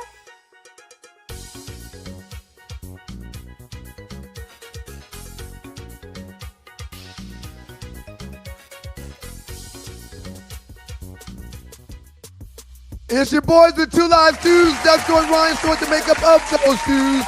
Shout out to the good folks at WGPR, Hot 107.5, HD2 in Detroit, the Sports Rap Network. Very happy to be down with them folks. Yes! It's your Two Live Stews Entertainment, Two Live Stews experience. We just got done with the entertainment report. Outstanding job, Arley. We appreciate you. Pictures look really great this weekend. I'm sorry I missed you guys this weekend. I don't want y'all thinking I'm trying to be the Andre of the situation here on the Two Live Stews. That is not what's going on. That's a great analogy, though. I got 3 kids. And again, I am totally. I got 3 kids while being out playing golf. Right. Yes, I golfed Friday morning and played extremely well, sir. You almost in trouble. You're almost in trouble. I'm hitting that ball so pure right now. But yeah, I came to the ATL, golfed my ball, and came back to be a dad to these beautiful children, man. Mm-hmm. Yep. Is my mic good now? Yes, you do sound better now. Okay. And you know what time it is, man. Is there something you want to get into before we do the top 5? While I try to figure out. Let's get in top 5 because we got to talk about this alien known as Wembanyama for a quick second at some point here. So let's get into the top 5. We'll get into the top 5, maybe because I got to try to figure some things out on my side. Yeah, you go first, Doug. Oh, so you don't have a top 5? Well, no, I have a top 5. It may take me a second. Well, go ahead and do yours first then. No, I won the last one. You do yours first, sir. All right, so today's top 5 is something real simple. I had a conversation with a friend of mine, and they said something to the effect is, you know how people say so-and-so is black as Jerry curls in this particular conversation. They said, man, ain't nothing blacker than Jerry curls. So they were comparing the black thing to Jerry curls because that's a black people thing. I agree. So while I put a few things together before you put yours up, because I don't want people to say,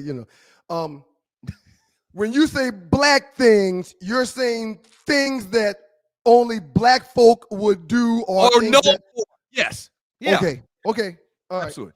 Top 5 black things. Real general. Other people typically won't do these things we're talking about. They don't do those things, or they can't do those things because they aren't black. Yeah. Okay. You go first, sir, while I figure out a few things over here. What's going on with your list, man? And if you're new to the show, we do a to top 5 competition. So we're going to give you the top 5 things in this category, which are the top 5 black things of all time. And we're going to post it in the Two Live Stews Facebook chat group, and you'll be able to vote on the poll, and we'll give you the results on Thursday. We're going to recap. Right. Thank you, Tree. So let's recap. We're the competition goes to 25. We just established a couple of weeks ago. Ryan right now is ahead 24 wins to my 20 wins. So I have to win 5 in a row, or it's a wrap. Ryan's going to win the inaugural Two Live Stews top 5 competition. All right. In usual winning fashion, I won the last one, so I want you to go ahead while I figure out a few things over here. So the top 5 black things. All right. Top 5 black things. So says me, Doug Stewart. Coming in at number 5, soul food. Put the list up, Tree. Where's the list up, Tree? Thank you, Tree. Soul food. Our Caucasian counterparts know nothing about collard greens, okra, sweet potato pies, not pumpkin pies. They know nothing about that soul food. They actually even made a song about it, Goody Mob. Coming in at number 5, soul food. Coming in at number 4, HBCU homecomings. No, that's not what your list is saying, sir. That's not what your list is saying. That's not what your list says. You might need to be disqualified. Yeah, because your list does not say HBCU homecomings at 4. Tree, you got my list wrong. Oh, what do you mean, Tree? Tree got your list wrong? No. Tree does your list? Don't make Tree, me. Tree does your list? Oh, Tree doesn't do my list. Nothing wrong. I will. Don't make me pull your. Wait a minute. Why is Tree doing your list? No, Tree. All I do is cut and paste because your after words all of this, were. Tree. Wait, what are you cutting and pasting? His list? You doing this list? Oh, you know what, Tree? You know what, Tree? I'll be back. Hold on, Tree. Y'all not going to do me today. Hold on, Tree. You're wrong. I did send it like that. I'm wrong. Yes, you're wrong, Tree, for doing his work. You're wrong for doing his list. Hold on. I'm not saying you're wrong. I'm wrong. I don't believe this. You actually have it right, Tree. Y'all have seen it firsthand. Doug don't even do his own damn list. No, that's not it. I send her the list. She does this graphic. Stop it. So you're exactly right. You don't even do your own graphics? No, I don't do my own graphic. You didn't do your own graphic when we started this either. Ryan, you know damn well. Oh, wow. And why is your list starting at 1 instead of descending order from 5 to 1? You don't want to win. Hurry up and get done. So once again, coming in number 5, soul food. Coming in number 4, our hair, whether that be afros, cornrows, braids, whatever the case may be. Coming in at number 3, HBCU homecomings. We just had a spoiler this past weekend when we went up to Norfolk State and spoiled their homecoming, but it was a gazillion black people there, whether it's Spelman, Morehouse, Virginia State, South Carolina State, FAMU, or whatever the case may be. HBCU homecomings is blackity, black. You do know that white schools have homecomings and Atlanta has white people, right? No, but I mentioned HBCU homecomings. Right. They're black. Coming in at number 2, ATL, Shawty. The poster child for black excellence. I've been in this town for over 30 years. I have never seen anything other than a black mayor, a black police chief, a black fire chief, ATL is what you call Wakanda America. Yeah. And coming in at number one. I think I'm troubled that you didn't even know the order of your list because you didn't even do it. I think I'm bothered by that. Coming in at number one. Yeah, that bothers me. The Million Man March. There can't be anything more black than a million black men walking down Pennsylvania Avenue protesting our government and them killing innocent black men in particular. The Million Man March comes in at number one. Number 5, Soul Food. Number 4, Our Hair. Number 3, HBCU Homecomings. Number 2, Atlanta. And the number 1 black thing is the Million Man March.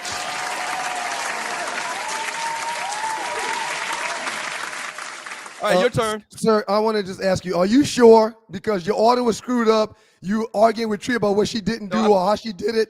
I mean, I'm concerned that A, you're not doing your list. B, you're not doing. I'm concerned that Tree is doing your homework. And if that's the case, Doug, it shouldn't be like that. You could be concerned like Nelly. Go ahead and do your list. Get that garbage out of here, Tree. Let's get to a real top 5. Today's top 5 black things are number 5, the black power fist when it comes to the pick. Man, that hair pick was more than just a pick. It was a statement. Do y'all understand what I'm saying? Please don't hit the booze while I do my thing. Don't do that. A pick? Do not add any sound to my list. Okay. All right. Go ahead. Now back to what I was trying to say. It was a statement. You didn't just fix your hair with it. You were putting folks on notice if you walked around with it. Number 4, everybody. Let's get back to number 4 on my beautiful list. Handshakes. Y'all do understand in the word of handshakes, you don't ever see two brothers take 15 seconds to finish a handshake. It's like watching TikTok dance routines. Y'all see basketball players do all these different handshakes, and what you don't ever see is them rehearsing it. It's like they always know what they are. Number 3, black folk play cards. Listen, man. Your list is mediocre. Your list is... My list is something that I did. Please shut up. Spades, tonk, uno. Look, black folks don't just play cards. We compete for our reputation. Trash talking gets so serious, people forget to play the game. What should take 30 minutes takes 2 hours because we're slamming and slapping cards. Number 2 on my list, family reunions / cookouts, which is when we see each other. That's where the whole community shows up. This is a horrible Folks list. don't see each other until reunions or cookouts outside of weddings and funerals. That's what makes family reunions and cookouts so special. And how dare you talk about top 5 black things without talking about the church? Yeah, but white people go to and church the too. church experience. Church is not exclusively for black people. Be quiet. The church experience is, though. If you've been to a white church, you understand that they don't do church. I've never been to one of those. I have. And they don't do church like us. It ain't just a church service. It's an event. Hat game, ushers, choirs, different $2,000 lines versus $50 lines. The choir going on and on, saying, this is my last thing I'm going to say, but singing for another hour and a half. The church experience. My top 5. The black power fist for hair, handshakes, playing cards, family reunions and cookouts, and the church experience. I appreciate y'all. I appreciate y'all. I want y'all to know I did my own list. I put together my own graphics, and that's work done by me. You want to just go ahead and concede to me right now the victory? You want to just go ahead and do that? No, not Your at list all. was really bad this time. I'm being honest with you. I've given you, Right. you had some pretty decent lists, but this list is not anywhere in comparison to mine. You want to just go ahead and concede right now? You're crazy. We're about to be You done had a with this. pick. I'm talking Right. about Million Man Marches, and you Right. had a hair combing utensil. I had something, and my hair is cornrowed now, so I don't need the pick, but I still got one in my truck, like everybody else listening into this show. I still got the same black power fist in my truck right now. Everybody do. All right, so listen, we're going to post up these lists. And you can vote on them on the poll in the Two Live Stews Facebook chat group. We'll give you the results on Thursday's show. Make sure you go on and vote. Georgia Tech just had homecoming. Georgia Tech just had homecoming. And I didn't make it. No, but Georgia Tech is not an HBCU. Right. What are you talking about? Every school has homecomings. Black people and old people doing homecomings. Please do not get on here and tell these people that you make your list when I have proof that you don't. Well, we got the word out of the cat's mouth about who does his work. Yeah, he just said it. Tree, you messed the list up. Tree, I didn't say that. No, I sent And you came on and said, oh, all I did was cut and paste. What you cutting and pasting, Tree? Oh, Doug's list. No, I sent Tree my list. She does the graphic. Whatever, Ninja. Y'all go ahead. Y'all vote for the person that does his own damn list. Thank y'all. I appreciate it. Shouts out to Victor Wembanyama. They call him Wemby. First game of the year against the Dallas Mavericks. 40 points. Real quick, Arley. I didn't say black folks' homecomings wasn't better. I said PWIs got homecomings too. Yeah, but I said homecomings are not yellow. Are not monolithic. Yellow jacket. It's not something that just black schools do. PWIs, stop it. PWIs don't have HBCU homecomings. They have a PWI homecoming. They have a homecoming. I don't believe your list that you didn't even do. I don't believe it. My head is blown. My head is blown. Anyway, go ahead. But thank you, Arley. I appreciate you sharing your thoughts. Hey, so once again, Victor Wembanyama, 40 points, 15 boards, 3 blocks, and a 125-92 victory in their first game of the year against the Dallas Mavericks. You know what? This is our number 3 story. I need to do kind of like a mea culpa, I guess. Kind of just like you did with Cam Scatterbo. You know what I forgot? What? I forgot he missed more than half of the season last year. I forgot that until I started reading the story about him and watching him this season. Yeah, I forgot that he had the blood clots last year. Yeah, yeah. And he's come back on some type of vengeance. Yeah. You've seen the video of him working out with Akeem, right? Yes, I have. Yeah, so Akeem, the master of low post moves, trains these guys. I don't know. I think somebody said he trains for like $1 million or something like that. He'll do like a workout with you and show you his famous moves, drop steps, and all of that stuff. And for $1 million, I'll do it for $50 an hour. I don't think that's the number. I think it might be something higher. But anyway, he's been working out with Akeem, the Dream Shake and everything, man. And the kids come out and on a rampage this year, man. He's truly. You remember we used to talk about Giannis, the way that we're talking about Wemby now? I think Wemby, the way we talked about Giannis and him being this freak of nature and being as tall as he could, the way that he can handle a ball, that he was a once-in-a-lifetime player. Wemby is basically Giannis, but even taller. How tall? And has a better jump shot. How tall is he? Wembanyama? Yes. He's got to be like 7'6", 7'6", 7'7". So his frame is stockier. He put on some weight his frame, like he's been in the gym. Right. It's not just weight. He put on muscle. Right. Okay. Mm-hmm. He brought the ball up the court the other night. Mm-hmm. Put it behind his back 2 times, threw his legs twice, did a complete 360, and then went reverse under the basket and dunked the ball. Mm-hmm. I want to say he brought the ball up the court the entire way. He handles the ball like a point guard. Yes. He went through like 5 people. Yeah. You would have thought it was Tony Parker in a Spurs uniform, but it was Wembanyama. If he can stay healthy, and let's knock on wood that the young man does, if he stays healthy, we might be looking at an all-timer. Oh my gosh. We might be looking at an all-timer. And big ups to you for saying you may have been wrong with him. Well, I wasn't wrong. I didn't want people to say or jump ahead too fast and say that this guy was going to be the greatest player ever, because we've seen guys with that body type before that were average and they weren't, as good as anybody said or thought they were going to be when they came out. Right. I can't remember. Sean Bradley. Like, he has the same frame as Sean Bradley. I don't like the European game. I don't like the fact that they don't play a big man center position like we grew up with. So I was unsure, but I think that I'm ready to say that this guy is the real deal. I'm absolutely willing to say that. 15 for 21, 71.4% from the field, committing 0 turnovers and bringing the ball up from one side of the court to the other countless times. 0 turnovers. Mm-hmm. It's amazing to watch. It really is. Shout out to Victor Wembanyama. He's going to be fun. He's going to be fun. He's going to be fun to watch the next probably 20 years if he can stay healthy. Up next in the Doghouse with your boys, the Two Live Stews, man. We're going to do our memes. We got a last 48 that's going to be great. We'll set up the chat, get ready to do some super chat and some regular chats.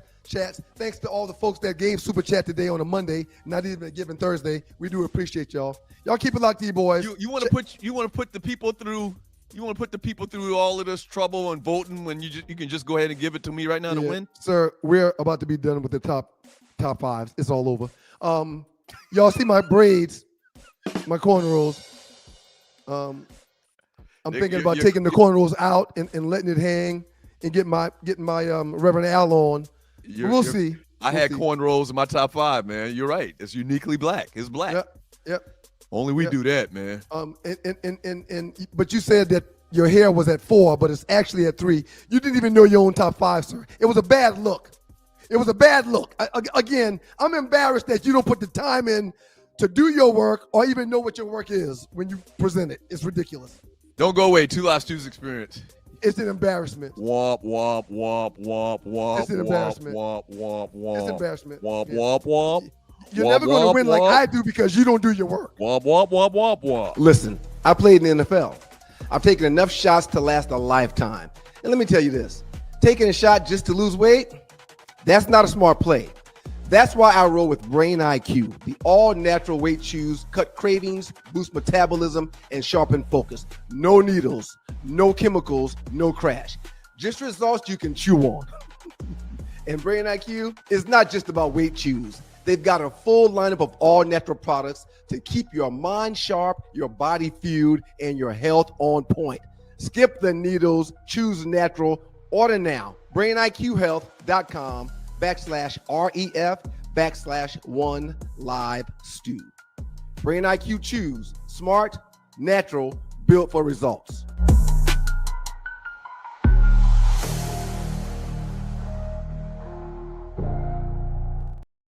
What about him building a ballroom? Isn't that going to be nice? No. Why not? Because they're not there to dance.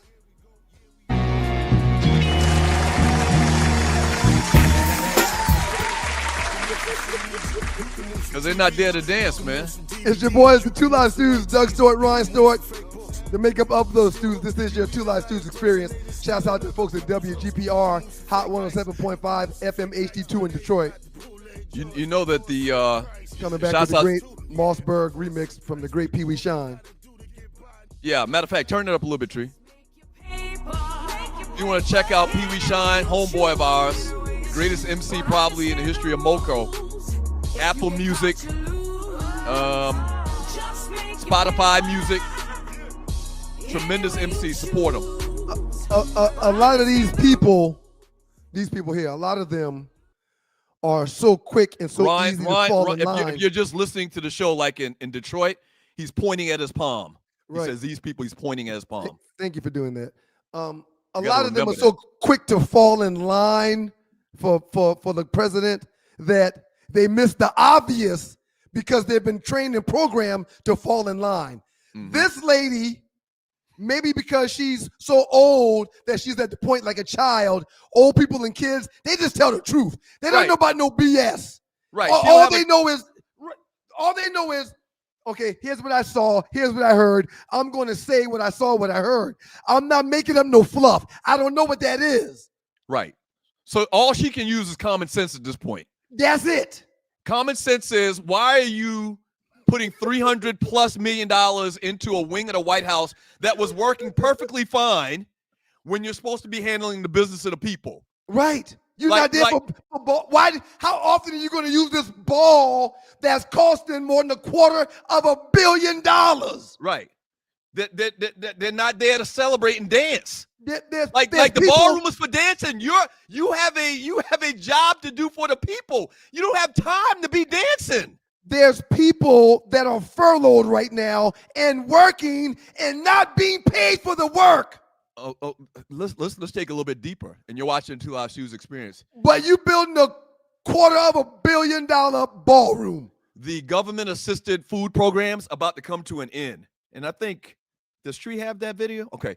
The government-assisted programs are about to come to an end, where food programs are about to come to an end.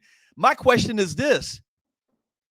You spent $300+ million on a wing of the White House that was working perfectly fine once again.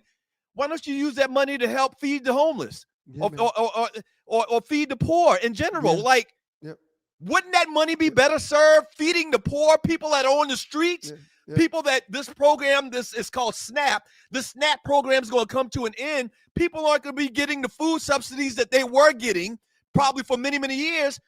You're okay in this economic times where we have all of these things going on that you're going to starve people now? Maybe he's intending on the $230 million he's suing people for. Maybe he's intending on using that money to help feed people that need to be fed or people that's being furloughed.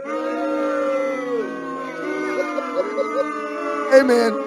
Yeah, and here's where I say what I'll say every day moving forward. This is what y'all get for doing what you did. When you say y'all, you're talking about the colonizers, yes, right? them people. I'm pointing at my palms if you're just listening. The lady that answered the question. This is what y'all get. She probably voted for him. You're right. No question. As much props as we given her, she probably voted for that SOB. She is why he is there. All right, we got to get into the last 48. Boy, we appreciate y'all being here. We know y'all have choices. And for y'all to choose to be with us, it means a lot. It means a lot. The great Tupac Shakur said it one day on one of them songs. You got money for wars, but don't have money for the poor. Right. Something to that degree. Yep. Very, very simple concept. You're spending $300 million of unneeded money into a building that once again was working perfectly fine for all, Shouts out to David Washington, my clothier. Homeboy. I argued him down one day when I was getting fitted for a suit. I wanted him to make me a tux. Mm-hmm. He said, hey, man, I would love to, but I could probably make you 2 more suits for the price of that tux that you're going to wear what? Once, twice a year? Not even once or twice. Once maybe a year. Right. So hey, man, I'm in the business of doing that. And if that's what you want to do with your money, I'll make it for you. But I would recommend you get something that you would get more wear out of. Right. Instead of getting that thing that you may wear once or twice, and then in 2 years or so, it's going to be a different style tux that people are wearing. I would recommend that. Mm-hmm. How often are they going to use their $250 million ballroom, man? And now let's put a pin in it. He's saying that the money is going to be paid by private donors and him. Let's see if that's actually the case. All right, we got to do that. He's just a lying son of a bitch, man. Everything he's saying. He's a lying SOB. To our faces. Our faces, the guy tells lie after lie after lie after lie after lie. And we just sit there and like, there's nothing we can do. And when I say we, I'm talking about us. There's nothing we can do. Yes, Mr. President. Yes, Mr. President. And I'm pointing to the back of my hand. I'm pointing to the back of my hand for us. There's nothing we can do, but he just continues to do it. And these people like they're in some type of trance. You do know he just told you a lie, right? You do know he just lied about something. He just talked about this a couple of weeks ago, and he's totally going the opposite direction. Yeah. We've given him too much time, man. Let's get to the last 48. Last 48, the biggest memes in the Two Live Shoes Facebook chat group in the last 48 hours. Too much time. Let's roll them out, Tree. Top 5 memes. Thank you for showing your voice. I'm sorry. So if you're just listening to the show, we're showing a meme of Cam Newton. Everybody's seen it at this point. If you haven't seen it on TV, you surely have seen it on social media. Cam Newton almost got into it with Alabama A&M. And it's a bulldog. I think they're the Bulldogs. And Cam, this is a picture that we're showing Cam slapping, and he did slap the dog shit out of this dog. Listen, man. Cam was very upset. Now, let me say, go ahead. No, you go ahead, please, sir. I'm listening. Well, I was just going to say, man, I think when people get inside the mascot uniforms, they kind of change. They kind of morph into the actual the character. I agree. And I agree. I think this guy in this suit, he took the liberties to think that he was a real dog and he was going to fight Cam Newton. Stop it. He did what everybody wearing that suit would have done. They are about mischief. They are about dialogue. They are about characterization. They are about appeasing and amusing the people. They've got a job to do in that suit. You know, mascots are kind of creepy too, man. Like this He's guy, doing a job. He took the persona of a real fighting bulldog. The Fighting Bulldogs, like the South Carolina State Fighting Bulldogs. He's playing a role. And, sir, I'm sorry, Mr. Cam Newton, he should be charged with assault. But the Bulldog knocked his hat off first to start the whole thing. No. And from what started the whole thing was Cam getting off the stand, jumping down, and running over to salute and chest bump the other mascot. So why does this mascot want to fight him? Because that's what mascots do. Sir. That's what mascots do. As a real football player, when mascots are on the field together prior to games or after games or at halftime, you and I probably don't pay them much attention. But to people that watch mascots, whenever those mascots are in the same area, they fight. They push each other. They punch each other. They kick each other. They race. That's not all mascots either. That's a few mascots. Sir, I'm disappointed in Cam Newton. From loose neck side, that Alabama A&M mascot got swung on by a dude wearing tight ass capris. Hey, man. And Cam. That's true. Cam tried to knock his head off. Hey, man, Cam's pants look like superhero pants tucked in the boots. You know the superheroes got the tights, they're wearing the tights, and they're tucked usually inside their boots. That's how Cam pants be fitting him, man. Listen, man. Come on, Cam. You got to stop with these goddamn capris, bro. Cam's calves are the size of your body cavity, of your chest. That's a big ninja, man. That's a big ninja. I've seen him face to face. I've seen him in person. Arley showed us the picture a few weeks ago of her standing by Cam, and she's like 2 inches above his knee. Come on, man. He's literally, you remember this the comparison I always give. This man is literally the twin of Javon Curse, the freak.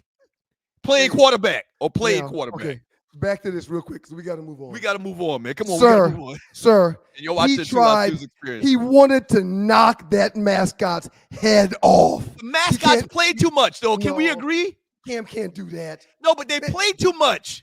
No, if you watch the video, the mascot played too much. There's no adult that should be having physical confrontation with the mascots. I'm sorry.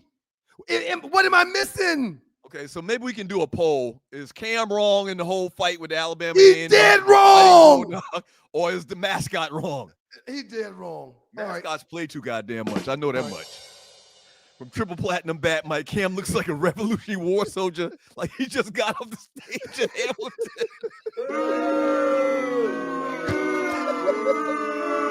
Hamilton. Hamilton is one of Miles's favorite plays. He's been to it like 5 times. He watches the movie. I saw him. That's hilarious. I saw Hamilton in New York myself. That's hilarious. Okay, we got to move on, man. All right. So this is kind of like a precautionary tale. From NBA updates, Jaylen Brown's fake hairline rubbed off into OG Anunoby's jersey. So look at the pictures from top left, then go to right, then go bottom left and bottom right. You see that big black spot on Anunoby's jersey? If you're watching, if you're listening, once again, we remind you to go and watch the video on 2livestudios.youtube.com. I really like how you do that. You got to explain it. You got to keep explaining it. That's good. This is a cautionary tale about Beijing. The hair color. Listen, man. I'll never forget. Let me tell you a quick story. I'll never forget 20 years ago. It's probably 20 years ago, homecomings. One of my chapter bros had his whole beard done up in Beijing. But you know what the problem was? What was the problem, Doug? That day it was right at 100 degrees. And he had on a white shirt. And half of the damn shirt was black as hell. And it was only noontime. He had another 7-8 hours to tailgate with this black ass spot on his shirt. And dye running down his face and his neck and stuff. Running down his face, dripping on his shirt. And that was a valuable lesson. Valuable lesson that you never, ever do that shit. I don't have a problem with BBLs. I don't have a problem with women wearing weaves and people dyeing their hair. But I'm all natural, and I prefer all natural. Yeah, I don't have any beef with people doing what they do when it comes to they got grays that they don't want people to see, or they got white hair they don't want people to see. But I do mine naturally with a wave cap.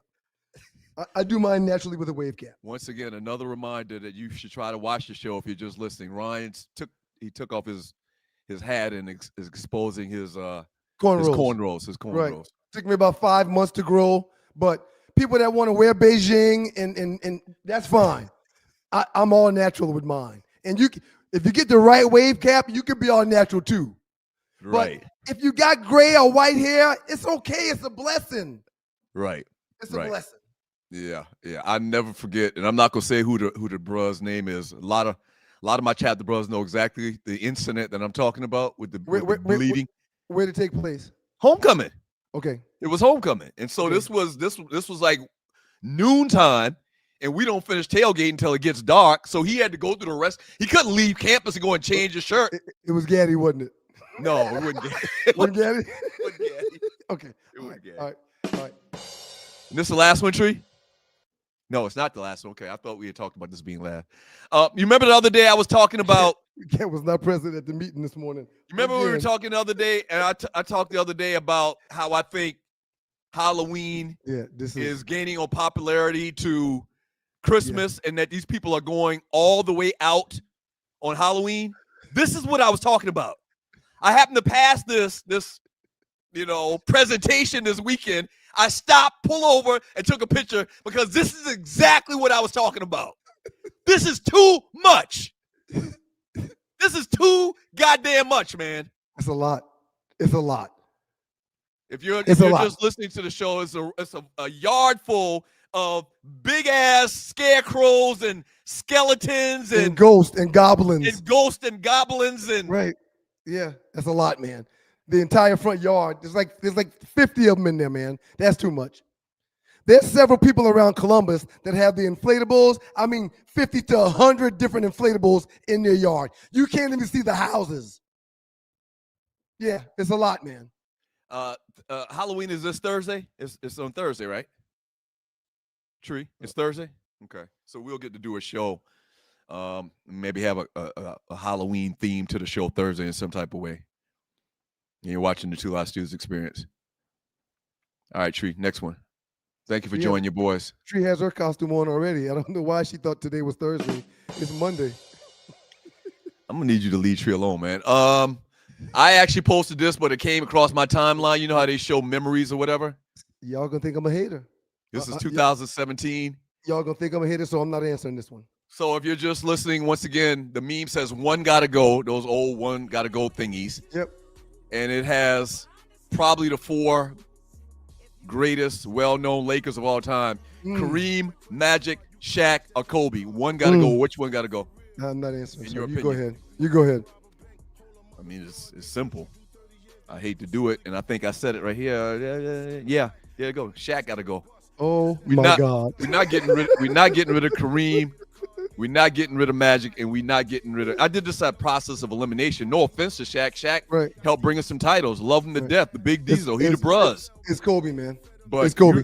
But no Laker fan, and that's you. You're not a Laker fan. It's Kobe. But if you were to ask I think I pose this as if you were – I was thinking, I guess, in my mind, more so Laker fans. Laker fans are not getting rid of the other three before they get rid of Shaq. It's Kobe because the other three played team basketball, and Kobe would be a hog at given times. Kobe would steal passes and rebounds from his teammates, and the other three played team basketball. I'm sorry. This is so easy. This is so easy, man.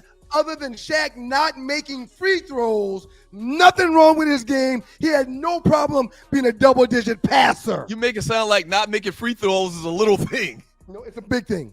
It's a big thing. But yeah, it's got to be Kobe. He didn't play team basketball.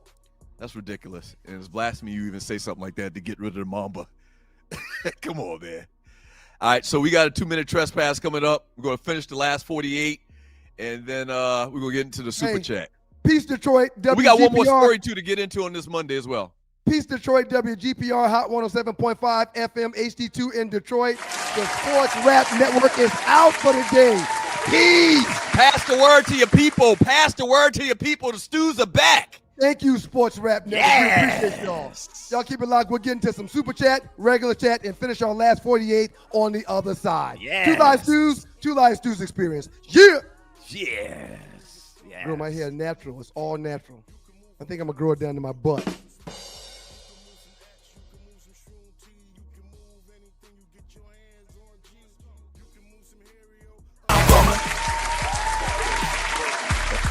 I sure hope whenever we play the 2-minute trespass, you guys are putting your earbuds in. Woo. Yeah, that's kind of a harsh track for 8 o'clock in the morning, man. It's hard, though. It's hard. Tree. It's hard. Oh, that's definitely hard. Yeah. You can't help but lose it when that comes on, because there's a few times throughout the course of every day where you literally say, fuck those other niggas. I mean, every day. It's a lot of times that yes, comes up where that man, is very appropriate for the situation. And you say it to yourself. You don't say it out loud. But man, I mean, fuck them to hell. You're watching the Two Live Stews experience. Tree, can we come on for a second? Let's bring you on for a quick second. Just for a second. I mean, so what's your thinking with this just 2-minute trespass with such? Tree, I'm not fussing about it at all. I'm not fussing either. I'm just trying to find out. I'm trying to get into your psyche. What's your thought process on playing a song? I mean, clearly we're going to have to go. Abundance of the N-word. We're clearly going to have to go and delete that entire segment. First of all, this is not how that works. When you are on YouTube, there are regions around the planet that we can't play that in. It doesn't, if you've ever watched the show, nothing is missing from the show, because in this region, we can do it. Okay. So there's no harm. And then when I do the rating for the show, I make sure I note that there was cursing happening. Nothing is going to happen. When I pick a trespass, it is often rooted in a birthday. It is often rooted in something that happened over the weekend. Well, the freaking verses happened over the weekend. That's how my mind worked. Like a producer. Now, let me say this. I don't know. And I'm not coming down on you. I love the music. Sure, I'm a fan of Master P. You do know Punkin listen to this show sometime, right? Well, that's kind of where I was going with this. From a radio standpoint, from a terrestrial radio standpoint, and from a standpoint where you're trying to get people to continue to listen. I'm fine with it. I have no problem. If you care about what people think, then I won't do it. Hold on. She's not a good listener. The whole thought. She's just not a good listener sometimes. The whole thought process in morning radio is different than other radio because radio. Hold on. This is not the radio. She just has a hard time listening. She won't let you get. I can't even get the whole. Nope. I can hear you. I can hear you. The thinking behind morning radio is a little bit kinder and gentler than other radio is because people have kids in the car taking them to school. Now I know you're gonna say Now, I know you're going to say this isn't radio, but we want people to listen to the show live, thus have their phone open where the show is playing in the background, and maybe they put it in the armrest or something like that. We don't want people to have to turn it off in the morning because they got their 7-year-old kid in the car and they're taking them to kindergarten. So I don't know if you know about the parents that are raising children now. Okay, but they don't give a fuck. Number 2, it's called the trespass for a reason, because we are violating things for 2 minutes. We're letting it go. We're dropping in words. I put a disclaimer up there. House so and ever. This is your house. Yep, that's a good and point, I will do Hagatha. whatever you want. That's a good point, Hagatha. I will do whatever you want. She's right. And there is no Mr. Earl. Here he come. Here this ninja. There, first of all, the radio version is lame, and this is the trespass. Shouts out to you, Earl. But again, you already know Tree don't like you. Again, I will do whatever I'm asked to do. Tree, like I said, I'm in favor with it, and it's a trespass for a reason. It sounded good. And I hope I just want literally, thank you, a literal trespass. Trespass. Shouts out to you, Red Stick Poodle. We appreciate you, lady. We appreciate you.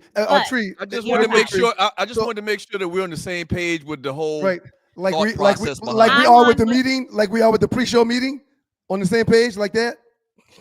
I'm on whatever page you want me to be on, Douglas. Okay, so it just say the word, and I will not. I think you're a little sensitive about these things. This ain't nothing but healthy conversation. On the same page with the top 5 that you send her to do for you, or tell her to do for you on the same page. Finish the last 48, please. And you're watching the Two Live Stews experience. It's clearly the top 5 that you misunderstood when you sent her to do. I mean, it's hilarious. Let's finish out the last 48. You're watching the Two Live Stews experience. Thank y'all for joining you, boys. We really do appreciate it. Apparently, there's some concerns about how close my hair is to my eyebrows. That's how I grow my hair. That's how I grow my hair. And I'm not studying y'all. Words hurt, and I'm not letting y'all hurt me with y'all's words. I've been growing my hair for 5, almost 6 months now, and I'm fine with it coming out the way that it's turning out. All right, let's go. I think we only got 1 or 2 more memes on the last 48, which are the biggest memes in the Two Live Stews Facebook chat group over the last 48 hours. Thank you. Tree, you're doing an awesome job today. I don't care. I really think if you looked at the what rundown, Ryan says. I really think if you looked at the rundown, you would see the times on the sheet that when we're supposed to get out and come back. If you looked at the rundown, this is shameful right here. I mean, I am embarrassed about this right here. This is them niggas that Master P was just talking about. Right here. This is what P was talking about just now. Austin, Texas prison guard arrested for selling mango.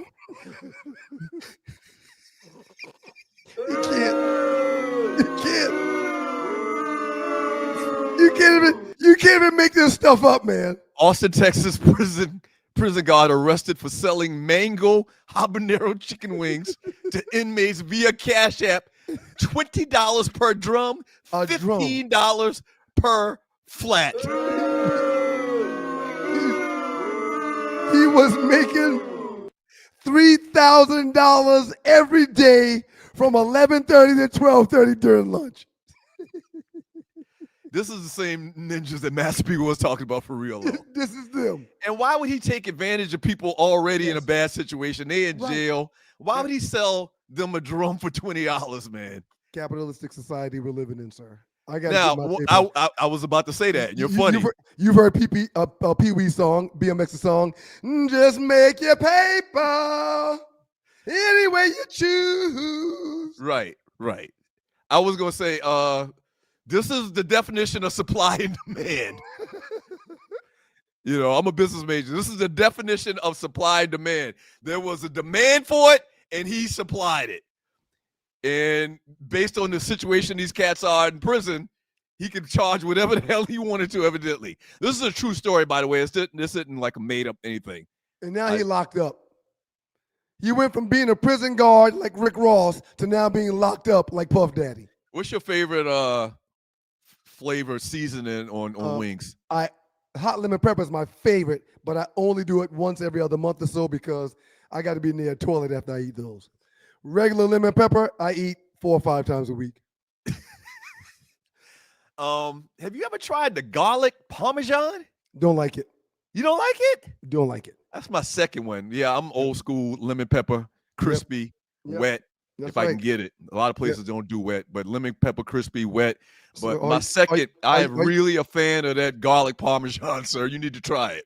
Are you requesting that your places where you pick up your wings do dry and wet simultaneously? Yes. Is that what you're asking them to do? Either or. Either or. You get it dry or wet. Well, I was about to ask you, you do see the problem with requesting that they give you a wing that's dry and wet, right? No, dry or wet. Or, okay. not You said and. Words matter. Okay. All right. Well, it could All right. technically still work, but you know what I meant. I thought you knew what I meant. No. That can't work to have dry and wet. That can't work. That's impossible. Okay. All right. So, yeah. Try, if you're listening to the show, do yourself a favor and try the garlic parmesan. Bussin'. That's a Charleston term right there. Bussin'. All right, next one, Tree. I think this is the last one. This is the story we wanted to get into. You heard about this thing, man. Travis Kelce and a group of investors have bought into Six Flags and are going to try to revive it. Like, do you hear people, I guess in a nutshell, man, we're older now, so we're not really paying attention to Six Flags. Do your kids, they're still at an age where they would want to go to Six Flags. Do they request to go to Six Flags and these big amusement parks like Disney World? Are they fans of those places, or is that something from yesteryear? I've been a part of an investment company for over 20 years. Excuse me. And unfortunately, Travis Kelce just invested in a bad investment. Sir, these kids get overstimulated with their music in their headphones and their Xboxes and their PlayStations and their 4K HD TVs. They don't need nothing else. They don't need to leave their house and go wait in a line for an hour 10 times in one day. They don't need to do that. So I've been in Atlanta for 30 years. When my kids were super, super young, Six Flags was a big thing. And if you ever rode by Six Flags on Highway 20 in Atlanta, 30 years ago, 25 years ago, it was in the summertime, there was a gazillion people out there. Over the last couple of years, I have noticed you drive past Six Flags on I-20, and it's damn near ghost town. And maybe if I pull up and, actually go to the park, I'll see a lot more people. But it doesn't seem like these kids are interested in rides and cotton candy and candy apples and Polish sausages. They're not really interested in that. They're interested in AI, Xbox, social media, playing on their phones. Listen, sir. Last summer, I took the fam to Six Flags. Okay. We had the longest wait, maybe 20, 25 minutes. It was the first time in my life I'd ever experienced a theme park in totality. Because there wasn't that many people. It wasn't crowded at all, sir. The lines and the waits were not long at all. These kids today would rather stay home. Oh, that's sad, man. That's really sad. So, homecoming last week, there's a part of homecoming where the seniors get to ride their bikes to school, and they get to do a parade where they ride around the school. My kid's coach called me and asked if he could borrow Miles's bike for his son. He's got 4 boys, and none of them have bicycles. The kids don't have bicycles? We None of them have bicycles. Before too. Yeah. So he wanted to borrow Miles's bike. So I loaded it up on the back of my truck and took it to him. And when I got it there, he was like, wait a minute.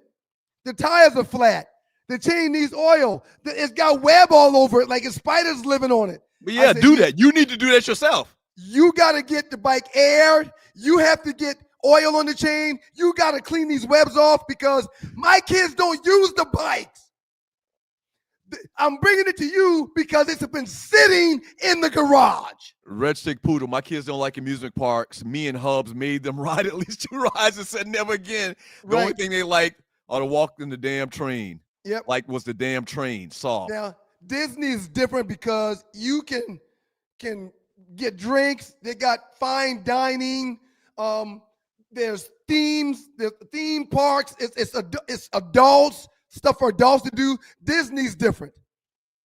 And SeaWorld, but you Magic think, Kingdom. You think Six Flags time on top is short like Leprechauns? It's a bad investment. Yeah. The kids are fine being inside. Damn. Mosquito, the last place we wanted to be was inside. Mosquitoes, heat, sunburn.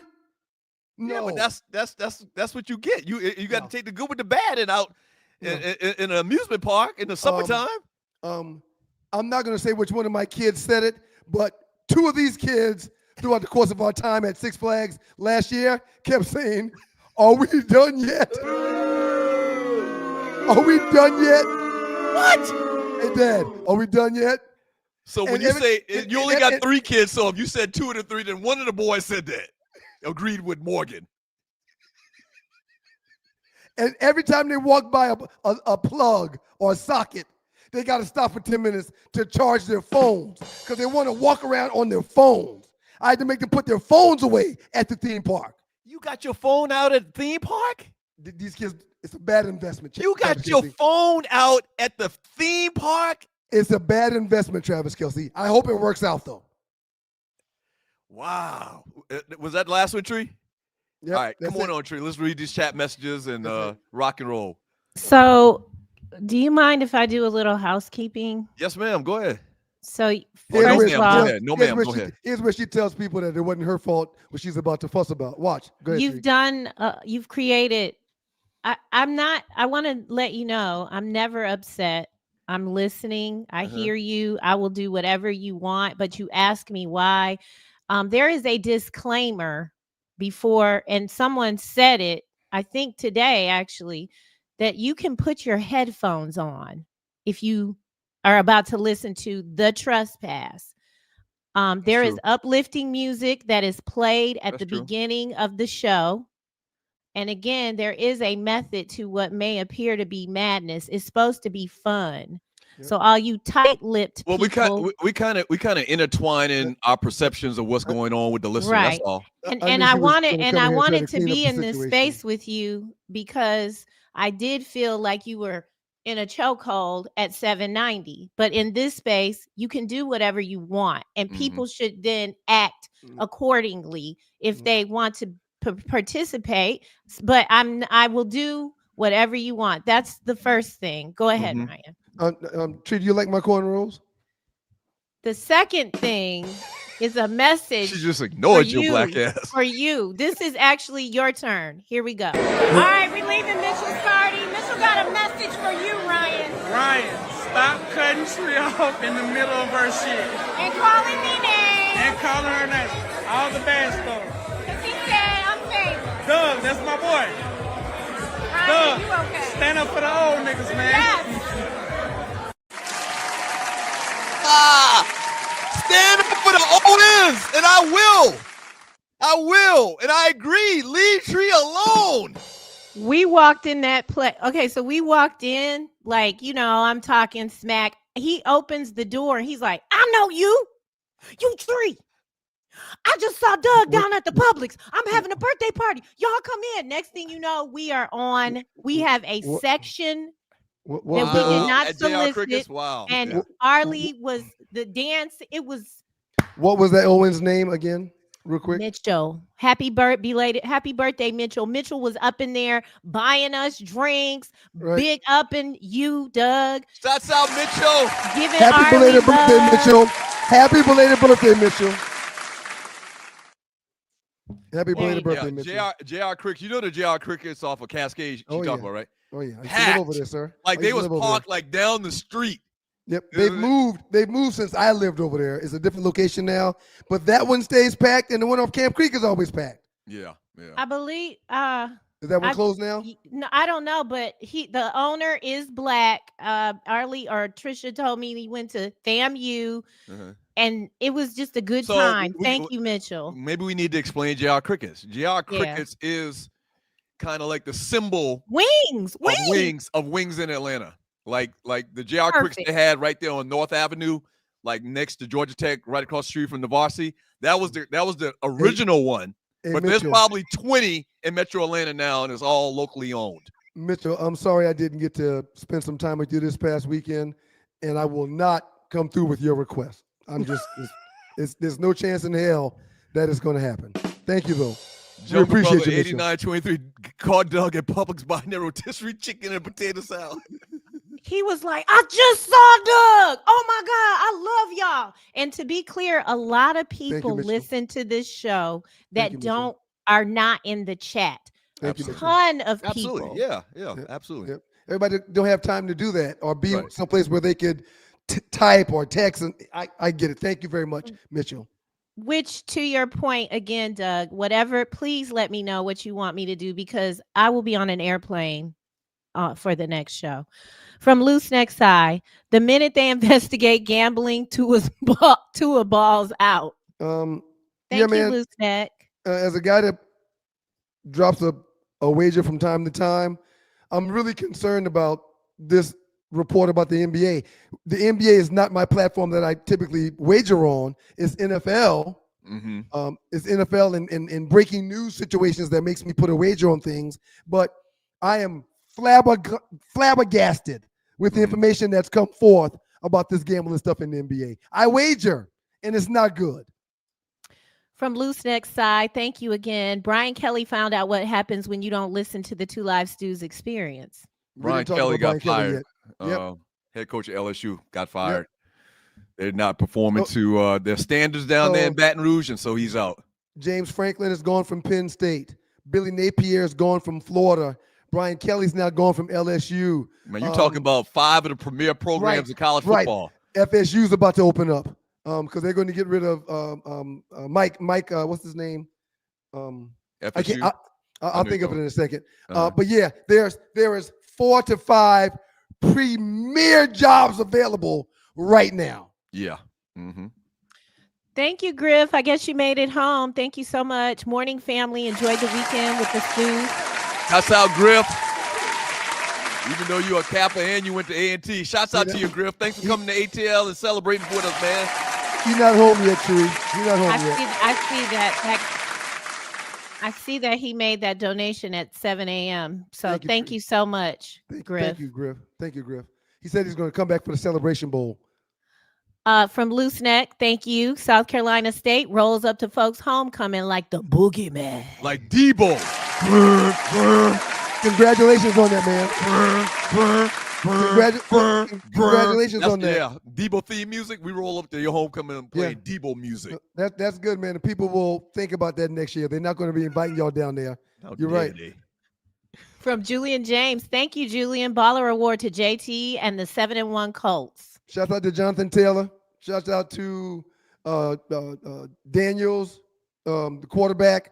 The Colts look unstoppable. They got defense. They got a ground game. They got a passing game. They're protecting Daniel Jones. Shout out to the Indianapolis Colts. They look really good. From Rel Scott, this is all I have left. Hashtag safe travels. He's still here. He's still here. Hey, Rel, good seeing you this past weekend, bro. Good seeing you. He's still here, sir. Let me mention one thing, though, that I thought we had to talk about very quickly before we move on. Yeah, I'll go away. The Utah Utes put foot in the Colorado Buffaloes, a.k.a. Deion Sanders' ass, 53-7. And I think it was like 40-something to nothing at halftime. It was like they put the brakes on in the second half. I believe it was 43-0. Your thoughts, man? It's hard to replace 2 top 5 picks. And no, Shador only went 144. Yeah, but, we know what you mean, though. Right. Yeah. He had the best passing percentage of everybody in college football last year. So, but evidently the guys he has now, after being there, this is his third year, second year.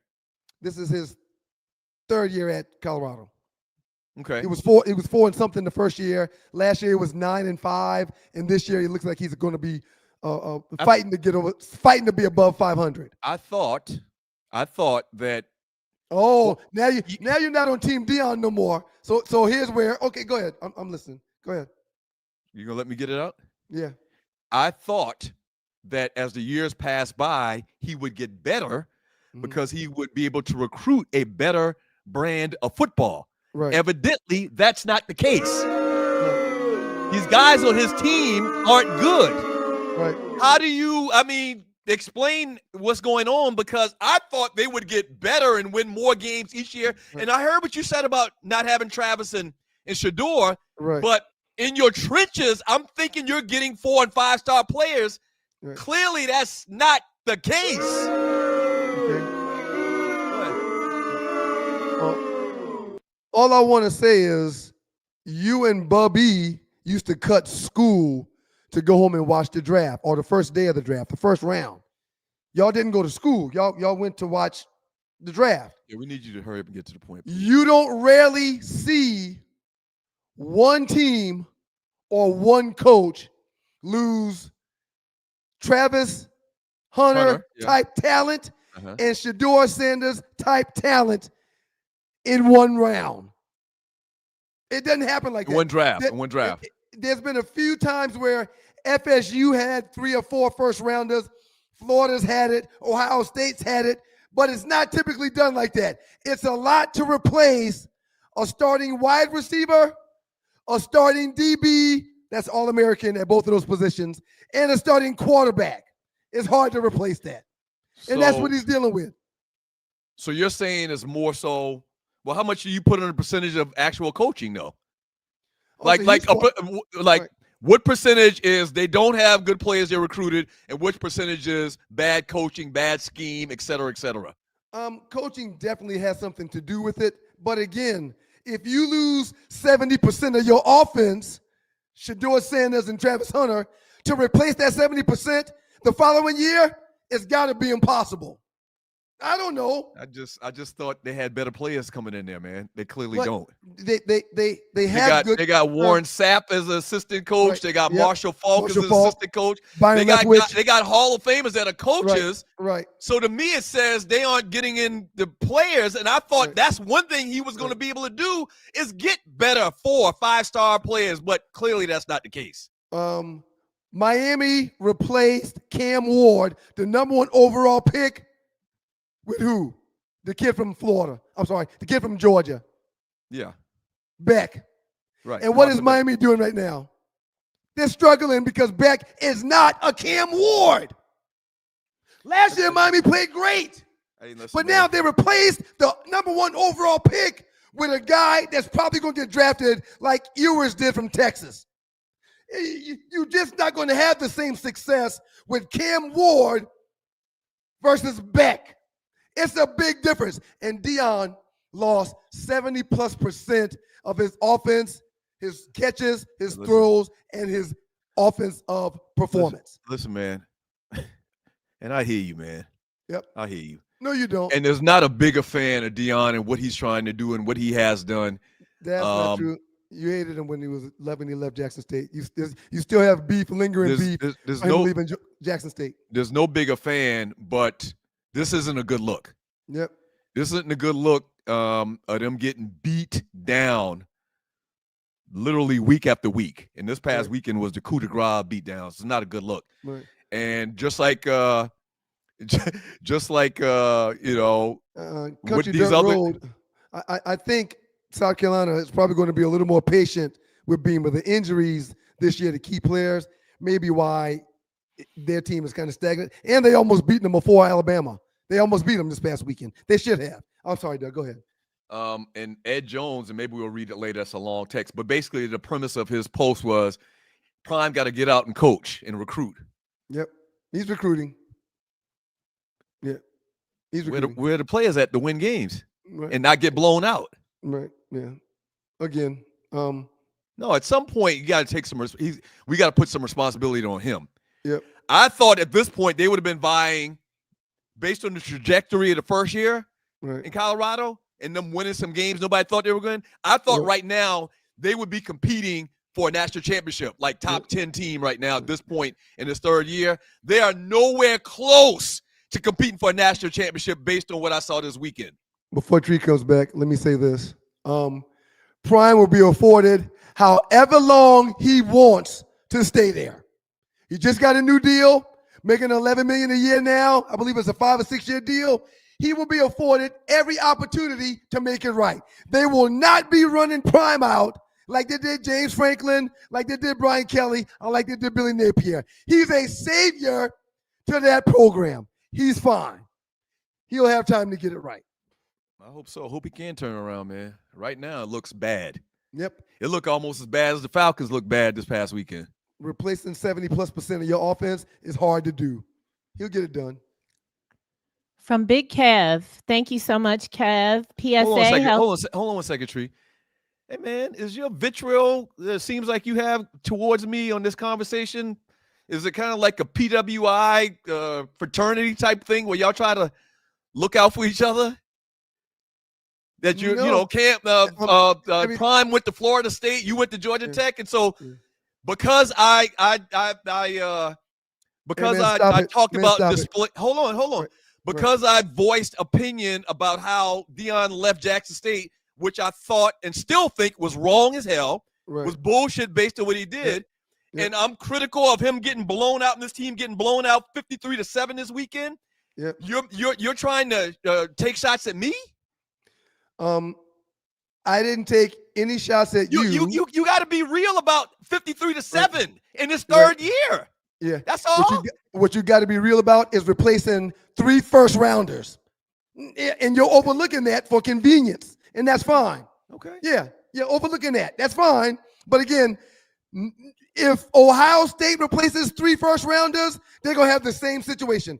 Maybe not as bad because they've got better talent in other places. But again, who's the 3 first-rounders? Travis on offense, Travis on defense, and Shedeur Sanders. The guy that had a higher quarterback rating than everybody last year at the position. Hey, man, hold on. Travis on. Oh, you counting Travis as 2 people. No, I'm not counting. No, okay. I'm mentioning the starters that he lost. Right. Travis is a starter on offense and defense. Right. We work on colors and numbers tomorrow. Gotcha. He lost 3 first-rounders. Gotcha. Anyway. That's not true, but I understand what you're trying to say. Oh, it is true because you're using it for your argument. Right. I get it. Shedeur went 144, but yeah, he was expected to go in the first round. Travis is no, I'm talking about Travis. Technically, right. Travis is one person, but you're saying he's a starter on offense and defense, so that's 2 players. Sir, he lost 3 starters to the draft in the first round. All right, Tree, let's go on. I'm sorry, Tree. Sure house. You don't have to be sorry. Even when you don't pay attention, even when you don't pay attention in the meetings, it doesn't bother me at all. No, it bothers you. And real quick, can Arley come on? Bring Arley up for 1 second, Tree. You stay too. I want to show Arley something. Hey, Arley. Hey, y'all. Did you see my baby's outfit from the boots on the ground ball they had in Atlanta this past weekend? No, I didn't see that. That was so adorable. Look at my little mama. Look at her. Oh, mama, just so fabulous. Look at her. And real quick, here's another one because you missed that one. Look at her boots. Okay. Look at her boots. Look at my little mama. Okay, get it, girl. She looks just like Mason in that picture to me. Okay. All right. That's all, Arley. Thank you. Thank you, Arley. All right. See you later. All right. Anything else? Them kids look like Stewarts. Carry on, Tree. Carry on. It just sounds like you're making excuses for Prime. Like the tools are the incompetent. Yep. They build monuments of nothingness and those who specialize in them. At this point, we're all rooting for the guy, but at this point, after what happened this weekend, you got to start to say that it's not a good look at this point. That's all I was saying, man. Yep. Okay. I understand. Let's go, Tree. People in the chat, Ryan, you're making excuses for what's going on in Colorado. Right. Yep. No, I'm telling y'all the truth. Yep. And my perspective on it is it could be a tad different because I was just in those huddles and on those fields. It's okay. I understand. But anyway, go ahead, Tree. Let's go, Tree. Okay. Thank you, Tree. Good seeing you, Tree.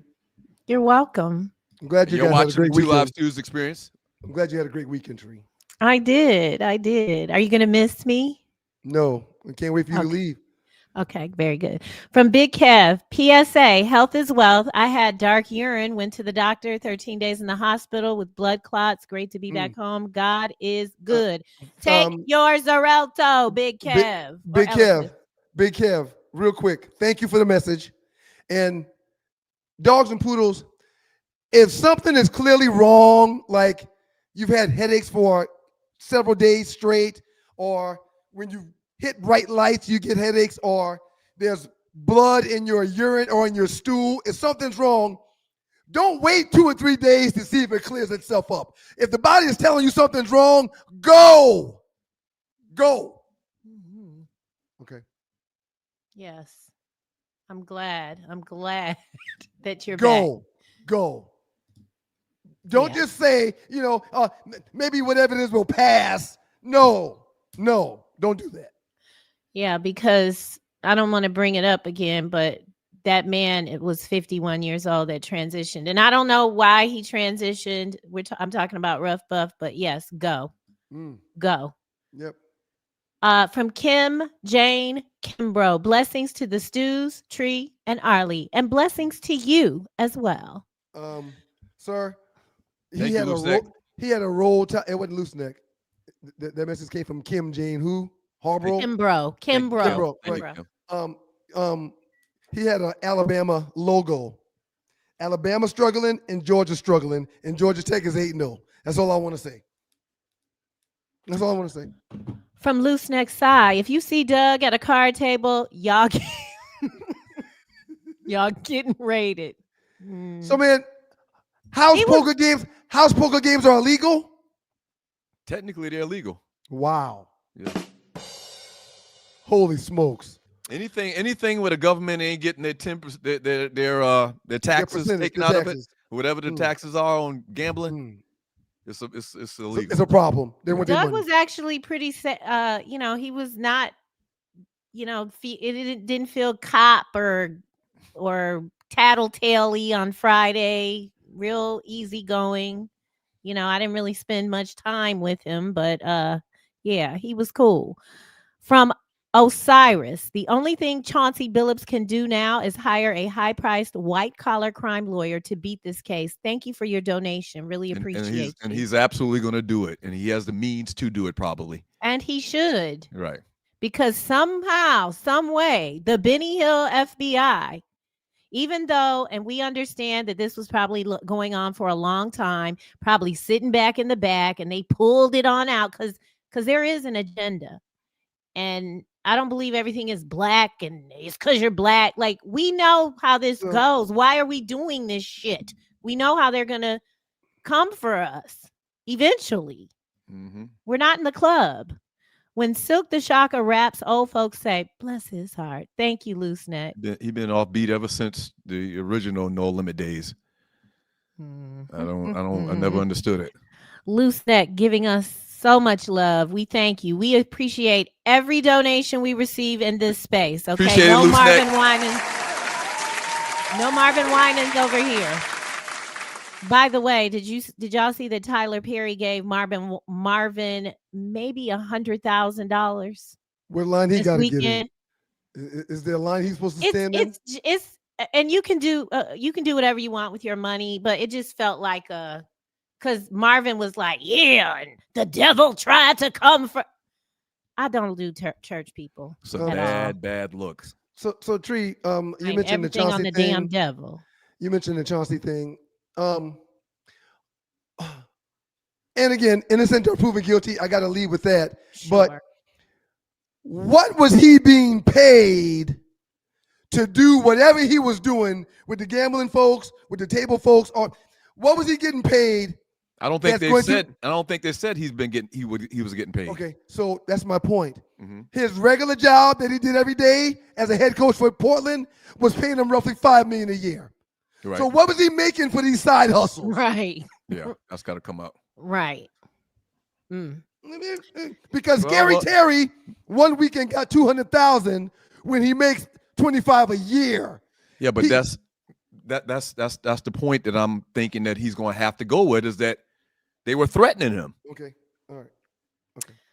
From Loose Neck, seeing Tree's face, listening to the Stews, all I hear is that Jet 2 holiday commercial. Have y'all heard that? When the you have not familiar. I'll have to make a mashup for you. Thank you, Loose Neck. Loose Neck again. Ryan's voice is gone. Yeah, it was homecoming. A lot of yelling. It was homecoming weekend. At the children's school. With the kids. It was what do you call it? Homecoming court at halftime. Mm-hmm. I was screaming in Maya's name, trying to cheer her on. And we had 3 soccer games. Cheer who on? Who? One of JP's friends' daughter was part of the homecoming court. Oh, okay. And there's not a lot of us at the school. So I was supporting her all I could. And my kids had 3 games over the weekend. All 3 of them in Atlanta on different days. Yeah, my voice is going. So Mason not playing football, right? No, he's not.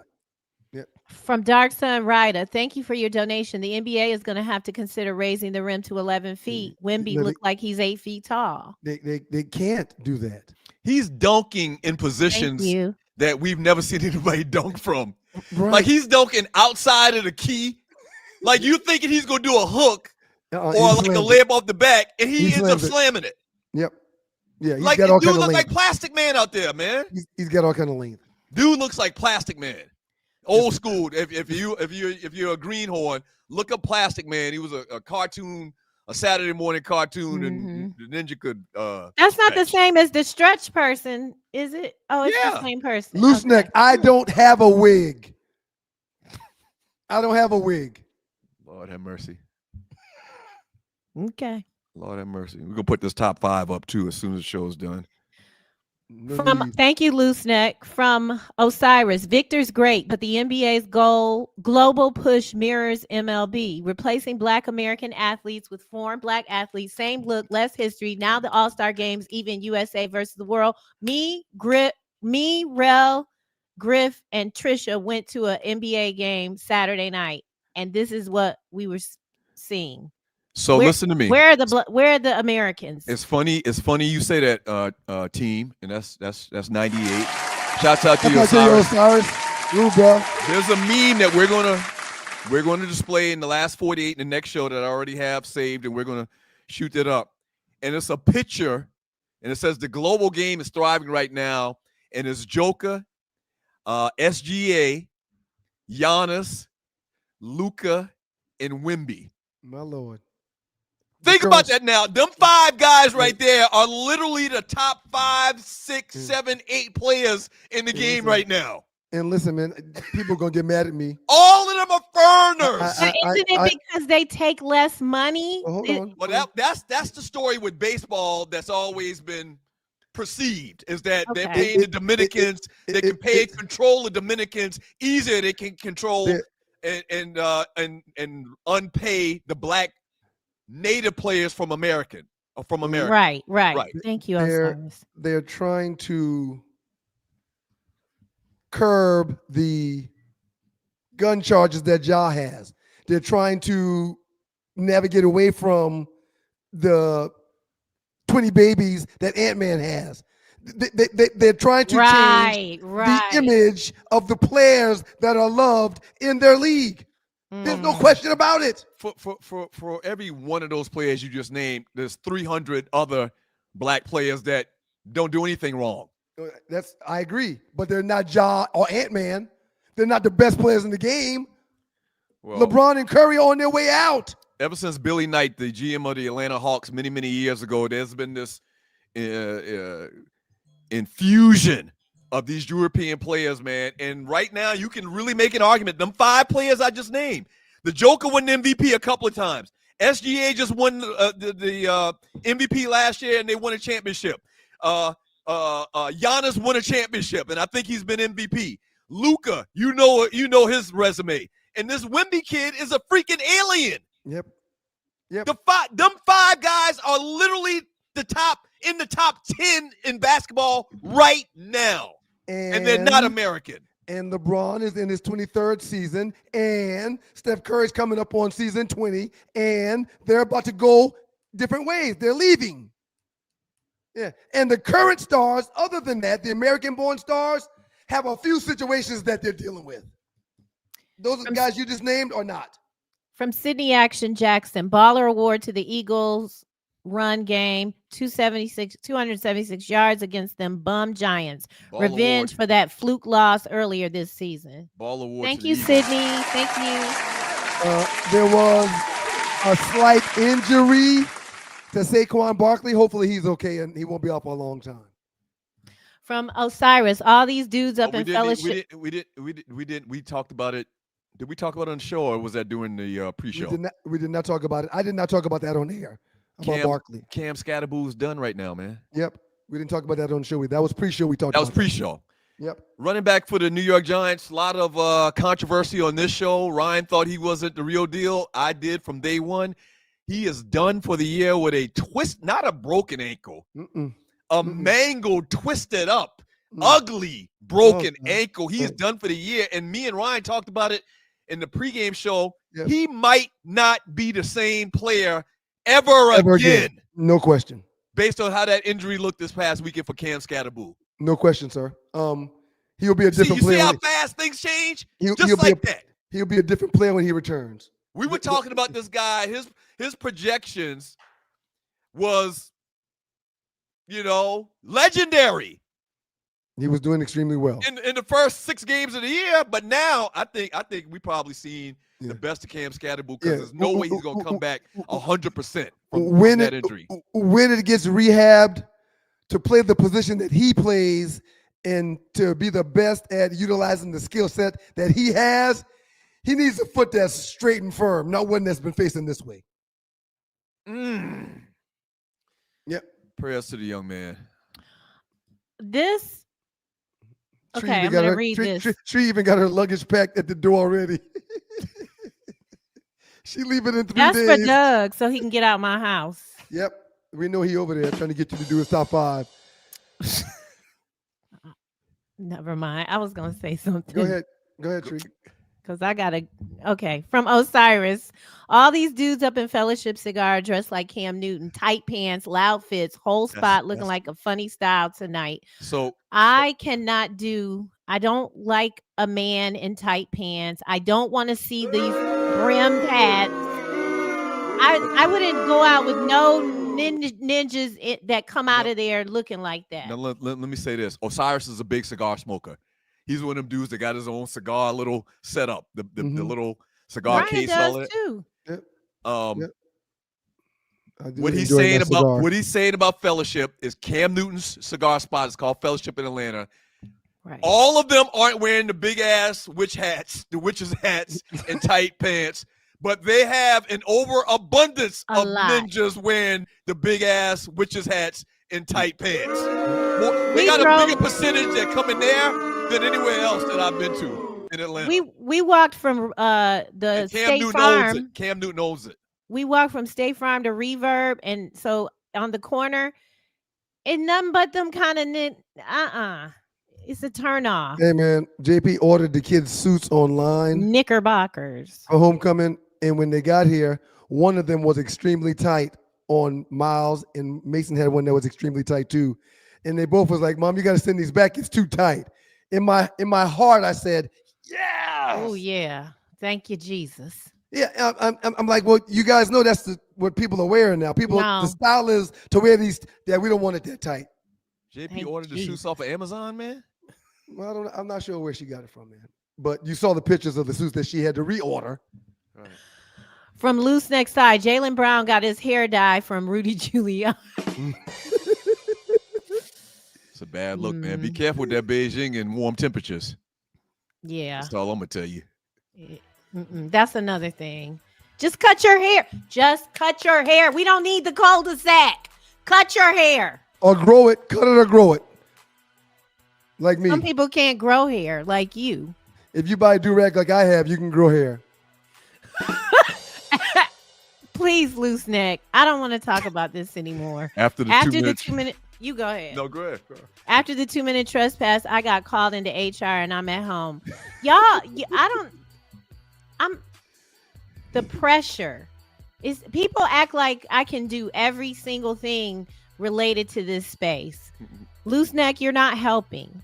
But Doug, you let me know. I promise you. I'm good with whatever you say. You could pick all the songs from now on. Did he put the wings and pork and bean juice like Hustleman? Ew. Ew. They be making wine and cake and all that stuff in jail. I forgot to mention to you, Doug, that Mason couldn't play in Saturday's soccer game because he got two yellow cards. He got 2 yellow cards in the last game. For what? Fighting? Just Tripping somebody up or something? For being very physical. So the coach was going to appeal the second yellow card so he wouldn't have a red and could play in Saturday's game. But the people at the league called him like, hey, man, we looked over this kid's record. He's got more yellow cards and red cards than any other kid in the country. Yes! Hey, look, man. It's Brother Man. Brother Man, what up, Brother Man? Brother Man. What up, though? Hey, Doug and Ryan. Hey, Arley. Have a wonderful week. I know you didn't leave my name out. And we're just going to do an Hour with Trees podcast about our culture. Hey, Brother Man, thank you for the donation, man. Wait a minute. Let me Appreciate it, read brother, this. man. What up, though? Hey, Doug, Ryan, Tree, and Arley. Have a wonderful week. And Tree, when are you going to do an hour with Tree podcast about our culture? Follow me on my TikTok. Follow me on I have my own YouTube page. I got, the last video I did was 6,000 views. Tree. Come hang out with me on my side. I haven't done a video in so long. And I cuss a lot. Tree, I misread the message. I apologize. Yeah, right. You Shouts just out to don't. Brother Man. It's okay. I'm all right that you don't like me. Everyone's not gonna like me. I I don't. like me. I don't. All right. It's all that matters. Melvin. Shouts out, What a Melvin. weekend. What a weekend. He says he enjoyed the weekend. I'm trying to work the music and The unofficial, official Stu's benefactor. Thank you, Melvin Echoes. Thank you, Melvin. Melvin's not afraid to hang out with me. He enjoyed seeing everybody this weekend. Special big ups to Tree, Griff, Arley, and Dee Dee. That's his wife, Mrs. Eccles, for a wonderful Shouts out, weekend. Mrs. Echoes. 404-770-6949 is the number to Bay 11 Towing. If you need your car moved because it won't crank, pick up, or holler at our boy Melvin. Yep. Holler at our guy Melvin. Shout out to you, Melvin. 404-770-6949. Bay 11 Towing. He only promises 2 things: competitive pricing. He ain't trying to hit you across the head like other people, and he will get to you in a timely manner. Tons of trucks around the city. Grab a scratch piece of paper and a pen. Tree, put it back up one more time. Yes, sir. Somebody actually called me this weekend asking for the number. Yep. And, Easy number to remember. They always do, yeah. By the time both Atlanta area codes, the first one, then the second one, 404, then 770. Then what people like to do sexually, 69 minus 20, 49. Yeah. Absolutely. That's it. 404-770. Put them headphones on. He just said 69. You done, Doug? Anything else? What you say? Nothing. Something that I what? Nothing. I didn't say anything. I'm grown. So sorry to leave out Grego. So he gave another $10. Thank you so much, Mr. Eccles. He said he's sorry to leave Grego out. Shout out to you, Grego. I miss Grego. I missed He everybody. hung out. He hung hard, long. Like the He vortex. hung out last like night. the vortex penis. From Griff, he said he just crossed the North Carolina border. Doug brought up a cool memory. I was at the Million Man March in 1995 as a 25-year-old. Awesome experience. I appreciate your vote, Griff. Wow. Wow. I need you to win. I can't. I don't think we'll be able to live with this. It was a terrible list. It was a terrible list. No, your list was horrible. It was a and terrible everybody list. knows that. What you're doing right now is you're projecting. You're trying to change people's attitudes because you know your list was bad. I don't have to do that. Earl McDowell, thank you so much. He says he's not censoring the culture, just suggested a radio edit as if I don't know there is one. No. Earl, I'll be playing with you. Please She don't know like you, that. Earl. She don't like you, I Earl. still play pregame Ghetto Boy Scarface before my Zoom calls for the gig. Awesome. Shout out to you. The official, unofficial historian to the Two Live Stews, Brother Earl McDowell Jr. Five new pie in the building. Earl, if you plan on having your segment this week, I need it today because Douglas will be running the show. Better From 69, Osiris. 67. Shut up. From Osiris, the league avoids historic black athletes because That brings real black and white tension. The newer guys they recruit are just happy to be here, easier to manage, no deeper history attached. And also, Osiris needs a show on here. And also, on the heels of talking about Shohei Ohtani, he's opened up an entire international market with Japan and China. So these other players will open up or give them an opportunity to be more global in their homelands. Mm-hmm. It's a money play. It's a money play.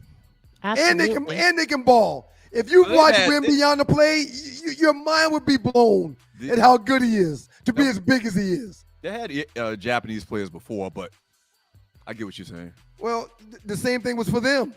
Big Yao Ming. Mm-hmm. Yeah, he opened up a corridor for the league to make more money. Mm-hmm. Absolutely.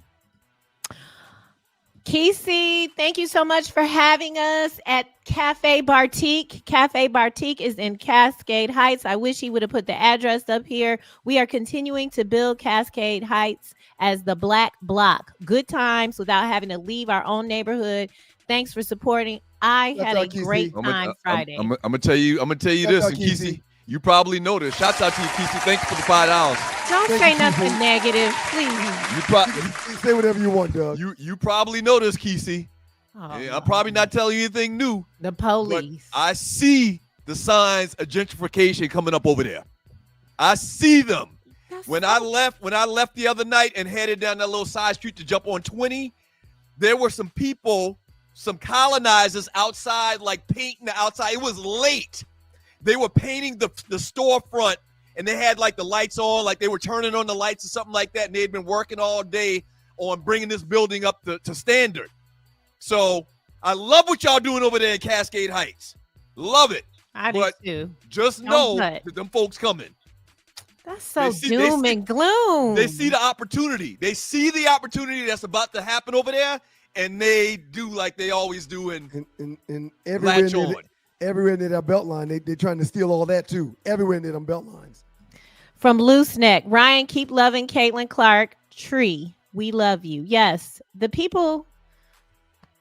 Absolutely. I'm okay. I'm all right, everybody. Who says that? Well, Ryan might not love you, but who says I don't love you, Tree? The people don't know you like I do, Tree. If they got to know you like I did, they would feel the same way that I do. Man, we got Uncle Mike. I was late. Did I miss? I gotta go. I do too. I gotta leave too. I was late. Did I miss the Austin Reeves segment? 5:51, 11, and 9. No, you did not miss the Austin Reeves segment. We didn't talk about that. The Laker fan didn't bring that up, but he did ball out. From Earl McDowell, thanks, Tree. This week's classic stew will be sent to you today. Thank you so much, Ryan. Thank you, Earl. Great show. We can't do all these. I gotta go. We all gotta go. Yeah, I did it. I did it. I love y'all. I wish we had more time. I want a $50 Publix gift card, but I forgot what he said. Why Mafia getting very little attention? Yeah, I hadn't seen any Mafia guys in suits being walked or perp walked.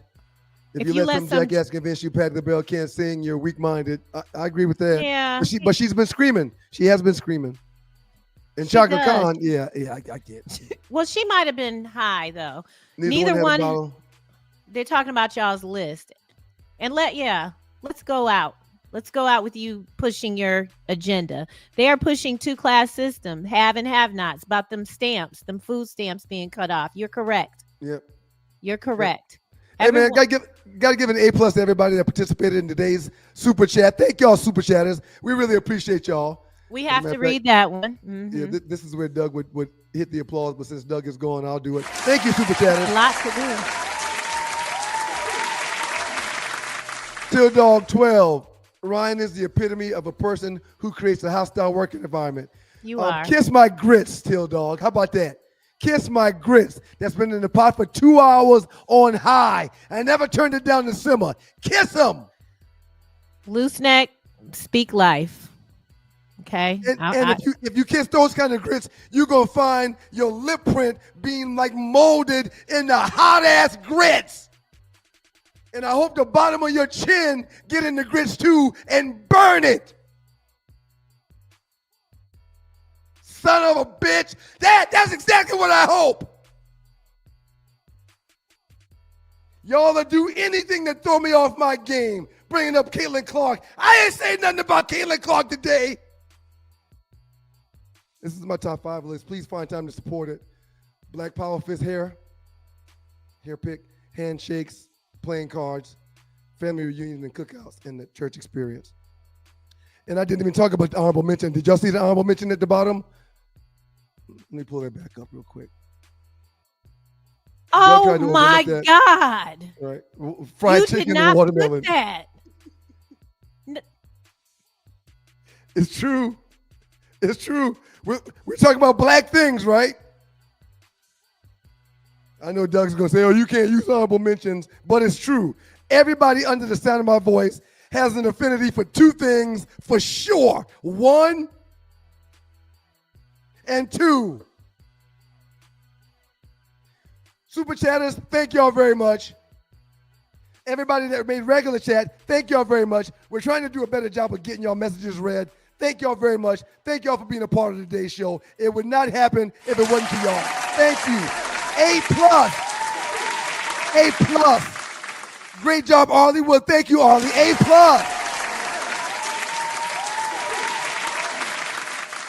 Doug took off running like he's the only one that's got anything to do. I'm still giving him an A+.